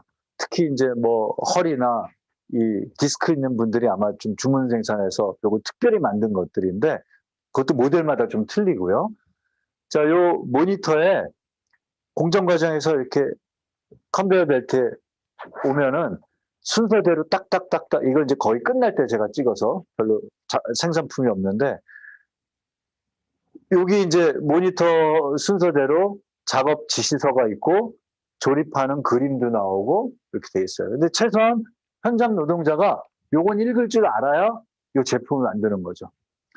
여기 트레이에 제품마다 다른 부품들을 쓰면 그게 다 또 넘버링이 돼서 옵니다. 옛날 같으면 연장통 뒤져가지고 막 찾아야 됐잖아요. 아니면 따로 조립을 하던가. 근데 지금은 예를 들어서 그날 이분이 뭐 100개를 만든다. 그럼 100개의 순서대로 여기 그림이 펼쳐지고 이것도 그 순서대로 조립 부품들이 오고 만들어내는 거죠. 그러니까 뭐 디지털 공장이 그 아까 말씀드린 것처럼 마이너리 리포트에 나오는 막 기계가 혼자 그 널뛰는 이런 공장은 아니에요. 아니지만 사람이 제품을 만들어내는 방식은 확실히 옛날보다 변했죠. 그래서 우리나라 이렇게 생각하시면 돼요. 만약에 이제 앞으로 현대자동차가 소나타 혹은 제네시스 만든 공장 분리돼 있잖아요. 물론 독일도 분리되어 있습니다. 그런데 그 안에 다양한 모델 베리에이션을 원하면 이런 식의 조립이 이제 가능해진다는 얘기죠. 자동차 공장은 조금 이제 그렇게 봤고요. 자, 그래서 우리가 실제로 경제의 디지털화가 왜 노동의 디지털화든 경제의 디지털화가 왜 우리한테 이제 중요하냐. 몇 가지 세 개의 근본적인 문제만 제가 제기를 해드리는데요. 기본적으로 이게 이제 우리 노동 세계 일터에 어떤 영향을 미치는지가 이제 굉장히 중요한 겁니다. 우리 많이 논의를 하지만 정말 일자리 사라지느냐, 아니면은 일부는 살고 일부는 죽느냐, 또 일부 살고 일부 죽으면 제일 심각한 건 연대가 깨질 거 아니에요. 이거 어떻게 할 거냐. 그 다음에 업종별로도 또 영향이 있겠죠. 그거 어떻게 볼 건가. 그 다음에 노동자의 숙련과 분업 구조. 숙련도가 높아져야 이걸 살아난다지만 사실 우리도 아시다시피 직업훈련 받으려면 현장에 계신 분들 별로 이렇게 좋아하지 않습니다. 그런데 이제는 그걸 벗어나기가 어렵더라라는 거죠. 자, 두 번째는 이게 이제 우리 사회 정치적 전망에는 어떻게 미치는 건가. 우리 요즘 MZ세대, 청년세대, 공정담론 다 여기 연관되어 있습니다. 공정 얘기하면서 시험 보자 그러잖아요. 그렇죠. 정치인들도 뭐 이번에 새로 된 이준석 씨 같은 경우는 뭐 배틀 해가지고 토론 배틀. 이 또 확실히 디지털화가 미치는 영향도 크죠. 그렇죠? 옛날 같은 경우는 정치인들이라는 게 TV 화면에 비춰지는 것만으로 판단을 못하는 거 아니에요. 일상과 이 사람이 돌아다니면서 뭐든 여러 가지 맞죠. 요즘은 오늘날 정치인들 이미지, 대중들한테 어필하는 사람들의 이미지는 다 화면을 통해서 보는 거죠. 그렇죠? 또 이러한 이 소위 말하는 디지털 기업이 청년들한테 다가가는 방식도 다르죠. 분명히 그 안에는 정말 땀 흘려 일하는 쿠팡에 저기 위에 계신 분들은 모르지만 그 밑에 있는 분들은 매일 물류하고 정말 허덕허덕하다가 한 달에 몇 분씩 돌아가시기도 하잖아요. 그런데 그 기업이 미국 증시에 상장됐다는 사람들이 와 이렇게 보거든요. 그렇죠? 그 안에 일하는 사람 안 보고 주식시장 하는 사람들 특히 그렇죠. 제조업 아니야. IT. 뭔가 잘 모르지만 이미지가 분명히 사회 정치적 담론들을 이제 바꿔나가는 맥락들, 이거 되게 중요하고요. 그 다음에 이제 가장 중요한 거는 노동자들은 그럼 어떻게 여기에 정말 무작정으로 속수무책을 당해야 되는 건지, 대응을 해야 되는 건지, 혹은 러다이트 운동 옛날 하듯이 무조건 파괴적으로 저항을 해요. 이런 이제 과제들이 남아 있습니다. 관련해서 짧게 말씀드립니다. 이게 왜 이제 디지털화가 그러면 일자리가 없어진다고 하는데도 이 사회가 포기할 수 없냐. 일단 전 세계 자본주의 주요 핵심 국가 인구가 줄어들고 있어요. 생산성 높여야 되잖아요. 그러니까 여기에 대한 매력이 이제 있는 거죠. 그렇죠? 또 옛날보다 우리 근속연수가 짧아지고 있잖아요. 요즘은 대기업 근속연수도 몇 년 전만 해도 10년은 된다고 그랬는데 9점 몇 년으로 줄어들었어요. 중소기업 3점 몇 년이잖아요. 물론 이제 그걸 끝나진 않죠. 이직을 하긴 하지만 우리나라 현실이 지금 50대 중반 되면 아파트 경비 하시는 분들 나쁘다, 직업이 귀천있다 이런 얘기가 아니라 그 정도의 어떤 직업적 숙련도와 경험을 가신 분이 굳이 그거 안 해도 되는 건데, 그죠? 자, 이런 인구적인 맥락이 있고요. 그래서 이걸 못 채우면 우리 어떻게 됩니까? 단순 기능 인력들은 이미 내국인들한테 그만한 비용을 지불 안 하려고 하니까 다 지금 외국 인력을 쓰죠. 우리나라 농촌, 어촌, 중소기업, 외국 인력 없으면 우리나라 무너지거든요. 아시죠? 다? 웬만큼. 외국도 마찬가지입니다. 실리콘밸리에 가면 소프트웨어 개발업자는 떼돈을 벌지만 거기에 상당히 많은 대다수 인력들은 포장하고 배달하는 다 라틴어입니다. 라틴 아메리카에서 이주민들이에요. 저숙련, 저임금 인력과 고숙련이 완전히 양극화되어 있거든요. 미국만 그런 게 아니라 영국에서 터져서 브렉시트 터진 거 아니에요. 그렇죠? 영국의 시티 오브 런던 금융가에서 고소득자 20대 후반 30대 뭐 억만장자인 친구도 있어요. 억만장자까지 뭐 하지만 하여튼 예. 그런데 숙련도가 낮아서 서비스 일만 하는 친구들은 이제는 영국에 오는 이주민들 경쟁이 안 되죠. 왜냐하면 거기는 반값만 받아도 일하겠다고 하니까요. 그러니까 브렉시트 현상이 생기는 거예요.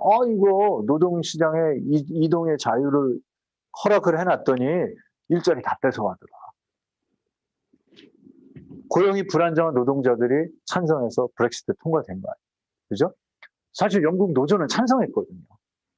영국 노조는 그게 오히려 영국 노동자한테 유리할 거라고 봤는데 오히려 어긋난 거죠.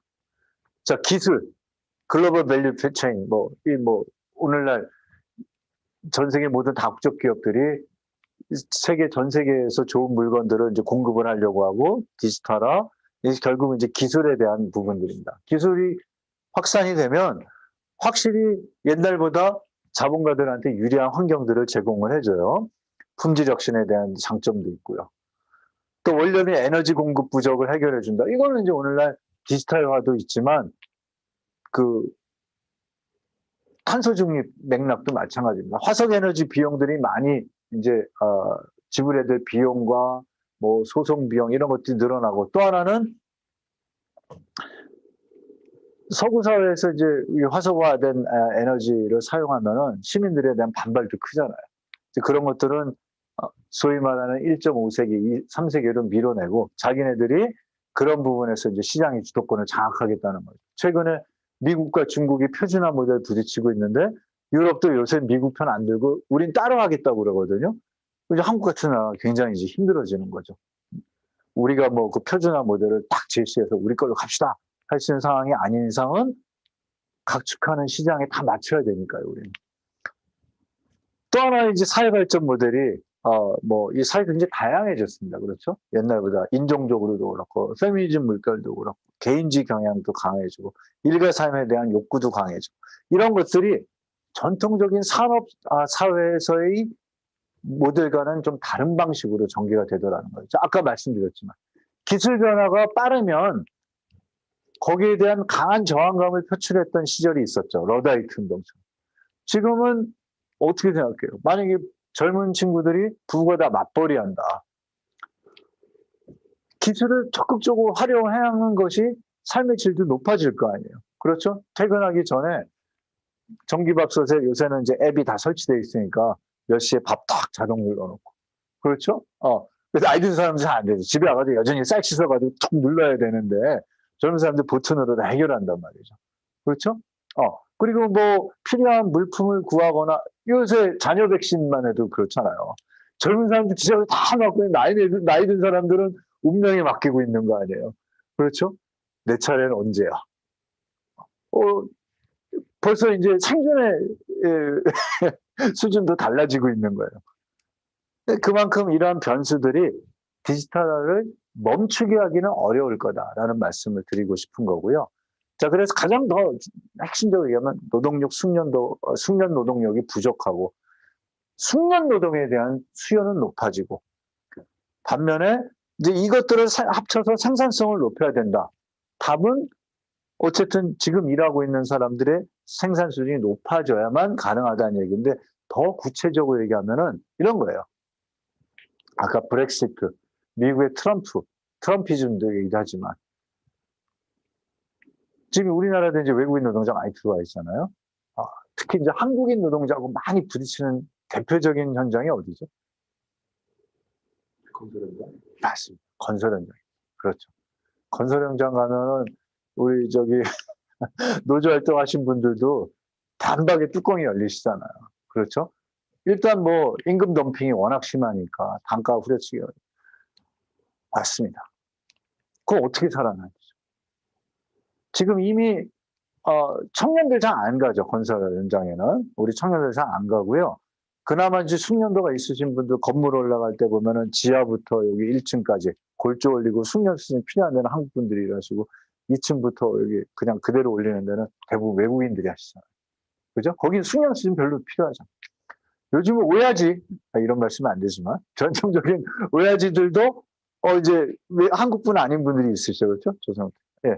자, 그게 나쁘다는 게 아니라 그런 분들이 와서 할 수도 있는데 중요한 거는 어쨌든 내국인들이 들어가봐야 임금 수준이 너무 떨어져서 이제 건설 현장이라는 게 별로 메리트가 없어요. 그래서 요새 뭐 기능인 등급제도 도입하고 이러긴 하지만 핵심은 어쨌든 차별화라는 건 아니지만 내국인의 청년들의 숙련 수준이 높지 않으면 외국인들하고 계속 그 수준에서 경쟁을 할 수밖에 없어요. 그죠? 자, 그래서 지금 이제 40대 후반, 50대 중고령자들이 한 10년 뭐 일단 나가시니까 그분들한테 교육받으라는 건 쉽지는 않지만 지금 10대 후반, 20대 청년들이 이러한 흐름들을 타지 않으면 굉장히 어려울 거다. 물론 청년 세대들도 양극화가 생깁니다. 요거 옛날에 다 아시던 얘기죠. X세대, Z세대. 요새 Z세대 제가 만들었을 때는 서양에서 Z만 쓰는데 우리나라 MZ세대를 쓰더라고요. 기본 같아요. 여기 90년, 2000년 초는 밀레니엄, 2000년 후반은 이제 Z세대잖아요. 보면 기본적 태도가 벌써 굉장히 현실주의입니다. 옛날처럼 이렇게 뭐 회의적이나 낙관적이지 않고 굉장히 또 변덕스러워. 소비하는 거나 뭐 할 때. 이게 꼭 나쁜 건 아니에요. 또 뭐 유연하다 할 수도 있고. 그리고 시각도 지역사회를 벗어나서 굉장히 국제적이고요. 상당히 개인주의적 성향을 갖고 있고 지식에 대한 수준이 옛날 세대에 비해서 훨씬 높은 건 사실입니다. 그리고 옛날에는 공부해라 해서 겨우 하거나 땡땡 쳤는데 요즘 또 본인이 필요한 것도 알아서 해요. 예, 컴퓨터. 자기가 필요하면 학원 안 가도 애들이 다 알아서 하거든요. 옛날처럼 직업이 곧 나의 삶의 운명이고 뭐 이렇게 세계관을 규정하지 않습니다.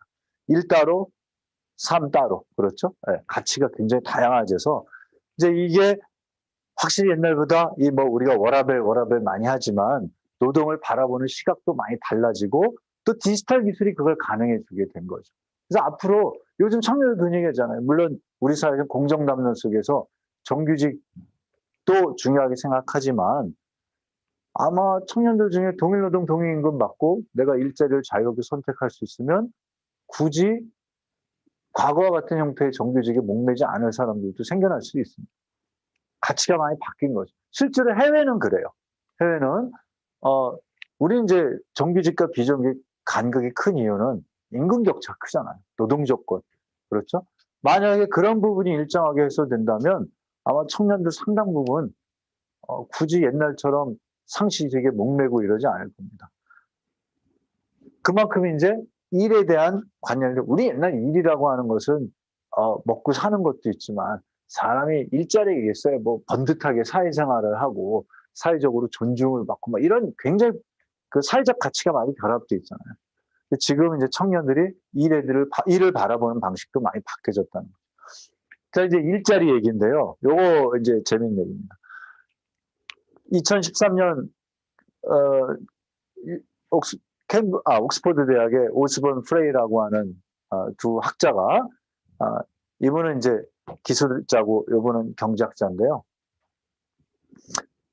미국의 그 200여 개의 직업을 가지고 분석을 해봤어요. 앞으로 디지털화가 일자리에 어떤 영향을 미칠까? 몇 년 뒤에 살아남는 직업, 없어질 직업. 딱 보니까 전화 받는 사람, 수신원, 그다음에 뭐 요리사, 사무원, 이런 직업은 이제 점점 사라지고 앞으로 장기적으로 좀 살아남을 직업은 배관공. 실제로 배관공은 미국에서 보수 굉장히 높습니다.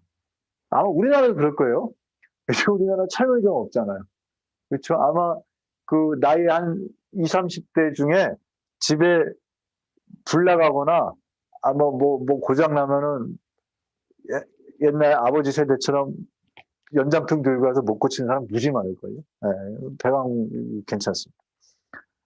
이렇게 쭉 보면 이제 일부는 영향을 덜 미쳐서 오래 살아남을 거라고 보는 사람들 이런 사람들이에요. 그 중에는 건강상담사, 뭐 이 사회복지 관련된 이런 직업도 있고 대체적으로 자동화가 알고리즘에서 단순 직무를 자동화시킬 수 있는 부분들은 사라지고 그렇지 않은 거는 좀 오래 남을 거다.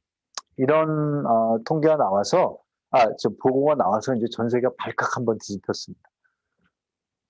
우리나라도 한국고용정보원에서 비슷한 그 측정치를 가지고 조사를 하는데요.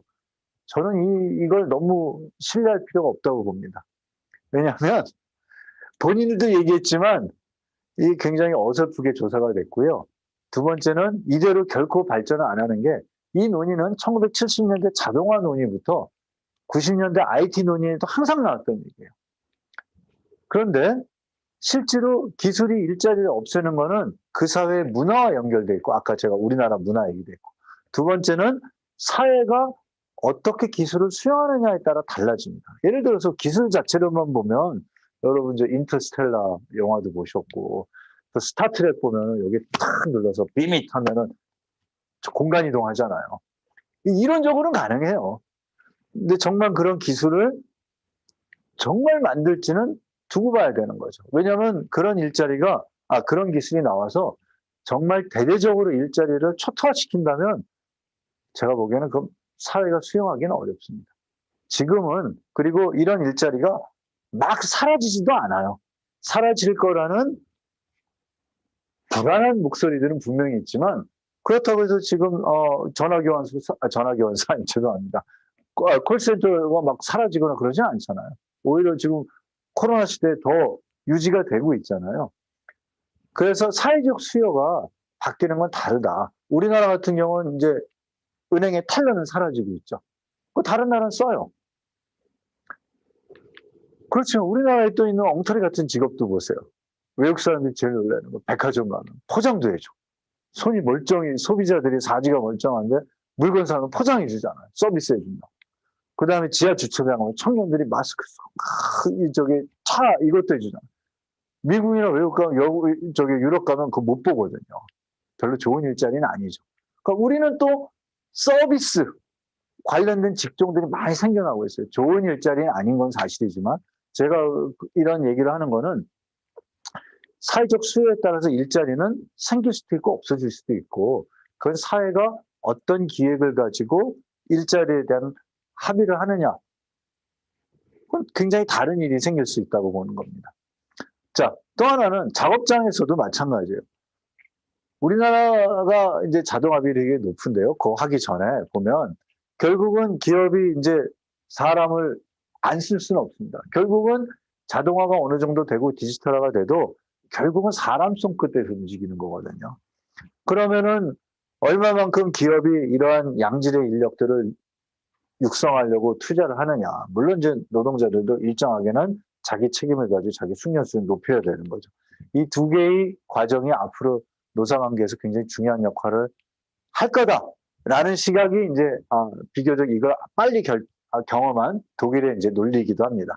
독일의 산업 4.0 혹은 노동 4.0에서 얘기하는 거는 앞으로 디지털화가 미래의 노동자들한테 사람들한테 일자리 제공할 거냐.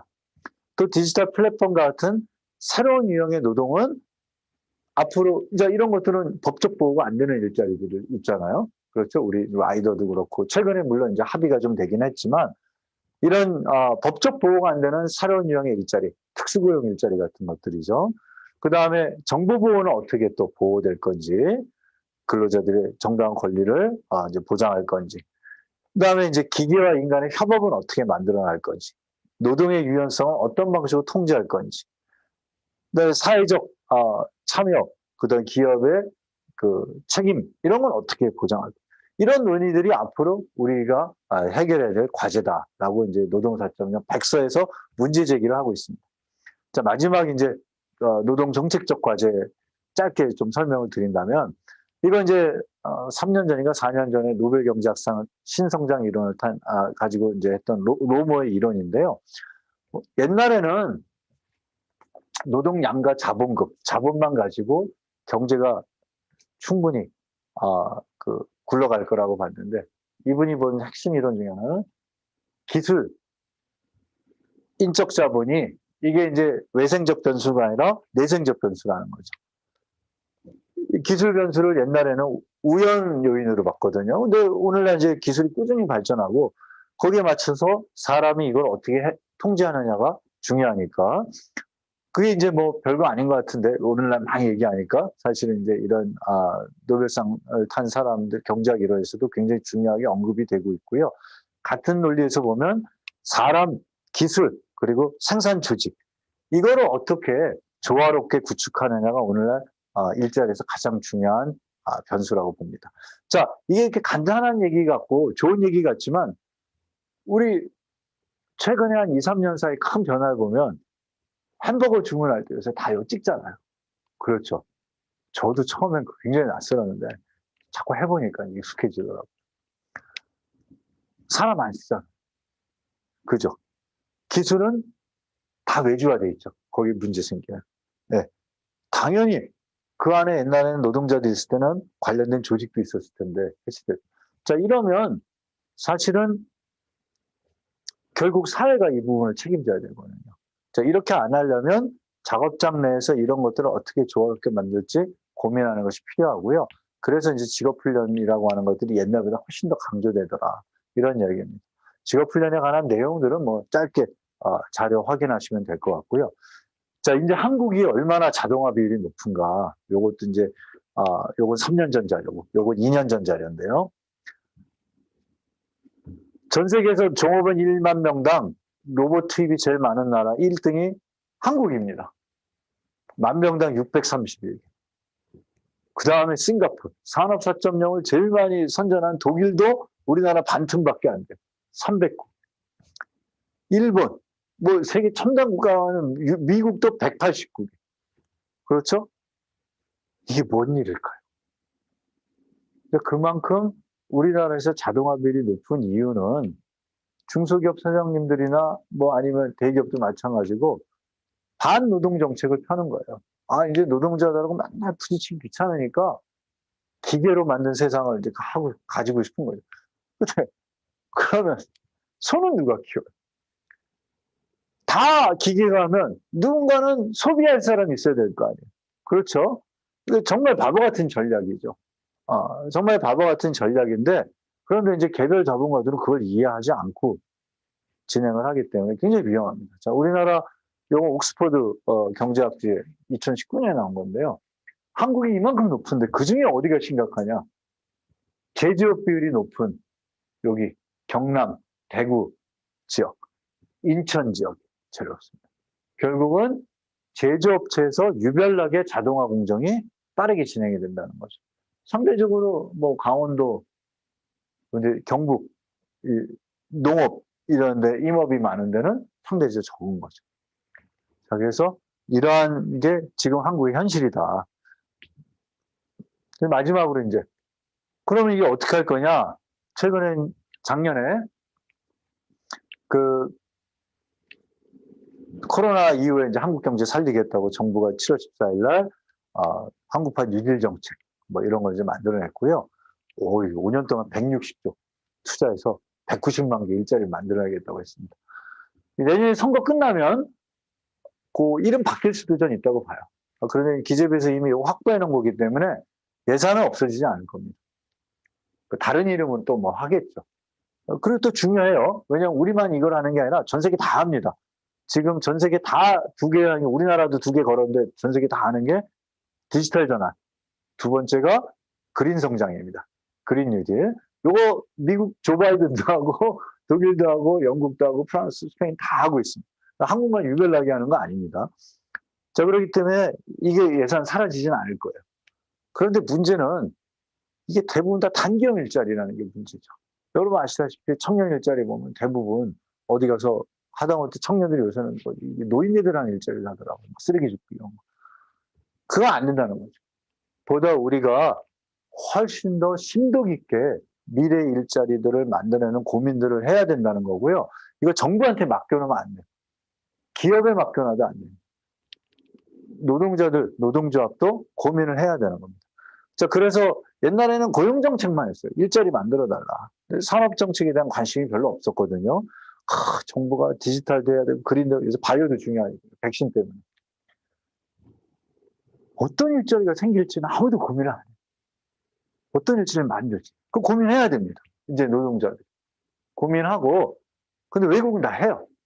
독일, 그 아까 산업 4.0, 노동 4.0 할 때 독일 노조가 적극적으로 개입해서 이런 일자리 만들고 잘 모르면 독일은 이제 산업 4.0을 만든 사람이 혼자 만든 건 아니지만 주도한 사람이 옛날 SAP라고 이제 그 소프트웨어 프로그램 기업 소프트웨어 프로그램 세계적인 기업인데요. 거기 회장하다가 이제 물러난 사람이 독일 한림공학원에 가서 만든 컨셉트가 4.4 산업 4.0이에요. 독일 금속노조가 당신 와서 우리 자문위원 좀 해. 그래서 독일 금속노조 자문위원 시켜가지고 당신 무슨 생각을 한 건가? 도대체 당신이 그러면 우리 독일 사람들이 이 컨셉트 쓰고 독일 노동자가 살아나면 뭐 해야 되는지 얘기 좀 해보라고. 그래서 훈련 모듈 시스템 만들어가지고 또 디지털 전환 과정에서 독일 노동자들이 어떻게 하면 이 맥락에서 일자리를 또 유지하고 또 새로운 일자리를 만들 수 있는지 고민하는. 그러니까 이런 방식으로 산업 전략에 대한 적극적인 개입이 없으면 어렵다. 균형 발전 전략. 이거 뭐 맨날 얘기하지만 내용이 별로 없잖아요. 그런데 왜 이것도 중요하냐면 지금 지역은 제조업은 사라져가는데 새로운 기업은 거기 가지 않습니다. 고민을 해서 그런 청년, 왜냐하면 저는 그것 자체도 중요하지만 청년들이 그러니까 거기 없고 다 수도권으로 오잖아요. 집값이 뛰는 이유 그것 때문에 뛰는 거 아니에요. 사실은 공급이 문제가 아니라 지역 경제가 살아야 집값 문제 해결되는데 그 공급만 한다고 그건 뭐 지방산에 서울 다 와야 이제 해결이 되는 거죠. 그런 방식은 대안이 아니기 때문에 어쨌든 거기에 대한 전략. 마지막에 이제 미래형 숙련 인력 양성을 어떻게 우리가 할지 만들어낼지 이런 것도 이제 고민을 해야 된다. 근데 노조가 기본적으로 이런 데 상당히 좀 무관심이었던 게 사실이고요. 그 다음에 이제 아까 말한 그 전반적인 시대 변화에 대한 인식 필요하다. 디지털 전환, 그린 뉴딜은 앞으로 전 세계 모든 주요 핵심 국가들, 자본주의 국가들이 다 고민하는 문제고요. 그다음 이주 노동 문제 이런 것까지 복합적으로 고민을 하면 굉장히 우리가 다양한 방식으로 노조가 이런 정책적인 고민들을 같이 해야 되다. 사회적 대화 그냥 하자는 얘기 아닙니다. 사회적 대화 그냥 하자는 게 아니라 구체적인 대안을 가지고 사회 협약을 하는 게 필요하고 그다음에 이 신자유주의 시절에 일자리가 많이 사라지니까 그 당시에 이제 신자유주의자들이 만들어내는 게 괜찮은 일자리 만들자고 그랬어요. 요즘 이제 하도 당하니까 아이로조차도 좋은 일자리 만들자. 진짜 좋은 일자리 만들어야 된다. 그리고 공공에서 사회적 일자리 수요를 충족시켜줘야 되는 거 필요하고요. 그 다음에 청년들한테 희망을 주는 거. 이게 이제 저는 이렇게 생각합니다. 요즘 청년 남는 한참 보면 다 수도권의 특정 대학교 출신들, 뭐 심지어 요새 하버드 출신까지 막. 지역은 어디가 있습니까? 두 번째는 대학 안 온 친구들은 어디가 있습니까? 그렇죠. 물론 옛날보다 대학 진학률이 높아진 건 사실이지만 여전히 우리 사회 30%는 그런 친구들이 있거든요. 그런 친구들이 제가 기본소득도 중요할 수도 있겠지만 논의하시는 분들한테 20대 라이더 하신 분이 50대까지 라이더 할 수는 없죠. 그렇죠. 그걸 바꿔주는 게 좋은 세상이지. 20대 라이더 하신 분들이 라이더의 권리를 보장해주고 50대까지 라이더 한다? 그게 나쁜 직업이라서가 아니라 그건 좀 아닌 것 같아요. 그렇죠. 그래서 그런 고민들을 우리가 해야 되는 거고요. 앞으로 이제 일하는 방식, 임금 형태, 그 다음에 근무 시간, 이런 게 많이 달라질 거예요. 아마 어떻게 보면은 정규직 일자리가 이제 소수화될 수도 있는 거죠. 20, 30년 뒤에는. 물론 이제 나머지 일자리가 다 나쁜 방식은 아니겠지만, 그럴 땐 또 어떻게 노조가 대응을 해야 될지. 그래서 탄력 근로제, 근로시간 계좌제, 이거 다 굉장히 쟁점이 많은 건데요. 사실은 외국도 정신이 없어서 이런 거를 받아들이는 게 아니라 그만큼 일자리 형태가 바뀌기 때문에 이런 논의들을 하고 있거든요. 그래서 그러한 논의들을 조금 더 구체적으로 해가면서 뭐 받자 이런 얘기가 아니라 그러한 고민의 맥락들을 우리가 한번 고민해 보면서 이 노동의 디지털화가 앞으로 기존의 일자리 형태를 많이 바꿀 겁니다. 이제 거기에 대한 좀 사회적 공론화, 정책적 대안 이런 것들을 우리가 고민하는 것이 노동계의 어떤 과제가 아닌가 이렇게 생각을 하면서 오늘 강의를 마치도록 하겠습니다. 여기 뭐 같은 얘기고요. 그런 얘기, 아까 했던 얘기이기 때문에 그런 정도로 정리를 하도록 하겠습니다. 예. 네. 궁금한 거 있으면 질문. 예, 궁금한 점 있으시면 한두 분 정도 네. 질문을 받도록 하겠습니다. 지금 오프라인 외에도 줌과 유튜브를 통해서 네. 시청하고 계신 분들이 계신데요. 벌써 질문을 해주셨군요. 좋은 강의 감사드립니다라고 먼저 말씀해 주셨고요. 디지털 전환에 대한 행위자들의 유형으로 적극적 담지자, 수동적 담지자, 저항자 등으로 분류를 하셨는데 이는 디지털 전환에 대한 수용 태도와 관련된 분류라는 생각이 듭니다. 이런 행위자의 태도를 설명할 수 있는 모형 또는 이론이 있다면 소개를 부탁드리겠습니다. 디지털 전환에 대한 태도는 단순히 기술에 대한 것이 아니라 사회 변화에 대한 태도이기 때문에 4차 산업혁명을 이끄는 기술들에 대한 수용 태도를 설명하는 기술 수용 모형이나 혁신 확산, 혁신 저항 모델을 설명하기에는 한계가 있을 것 같다는 생각이 듭니다라는 질문을 해주셨습니다. 예, 맞는 말씀이고요. 개인적 측면에서 그거를 다 유용하기는 어려울 것 같습니다. 그 큰 틀에서 보면 예를 들어서 숙련도가 높고 그러한 전환에 대처하는 것들은 아까 제가 저 앞부분에서도 설명 잠깐 보여드렸는데,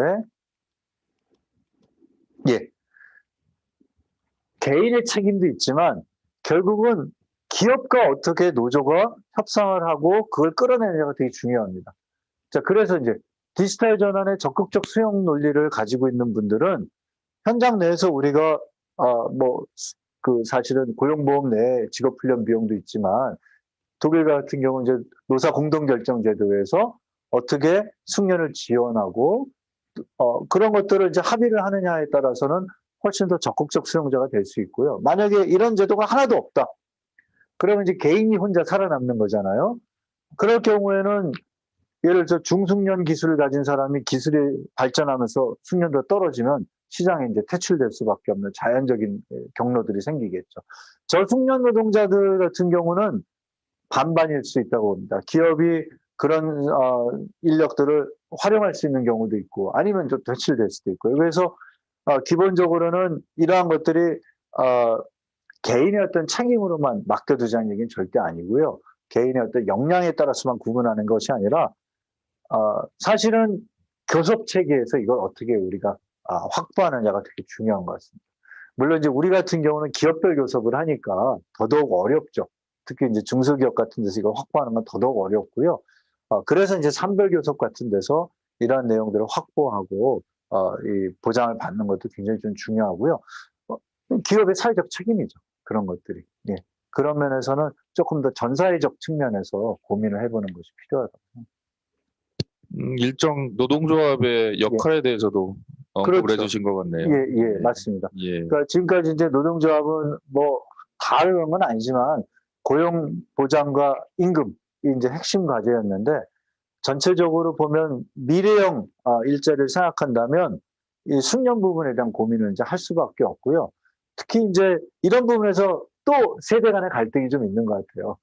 지금 40대 후반, 50대 같은 경우는 아무래도 이제 임금과 고용 보장이 제일 중요한 반면에 20대 같은 경우는 앞으로 20, 30년을 어떻게 버텨야 되는 게 되게 중요한데 실제로 지금 제조업체 같은 경우는 뭐 다 그런 건 아니지만 대구 경북 지역 같은 경우는 지금 신규 채용이 거의 없습니다.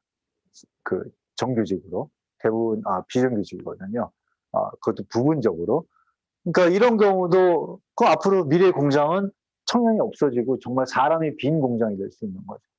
그러니까 그런 걸 막기 위해서는 확실히 이제 노조가 산업정책적 측면에서 고용정책적 측면에서 개입을 해서 이런데 이제 청년들이 들어오고 예를 들어서 마이스터 고등학교를 나와서 현장에 들어오면 버티기가 어려워요. 군대 문제도 있고.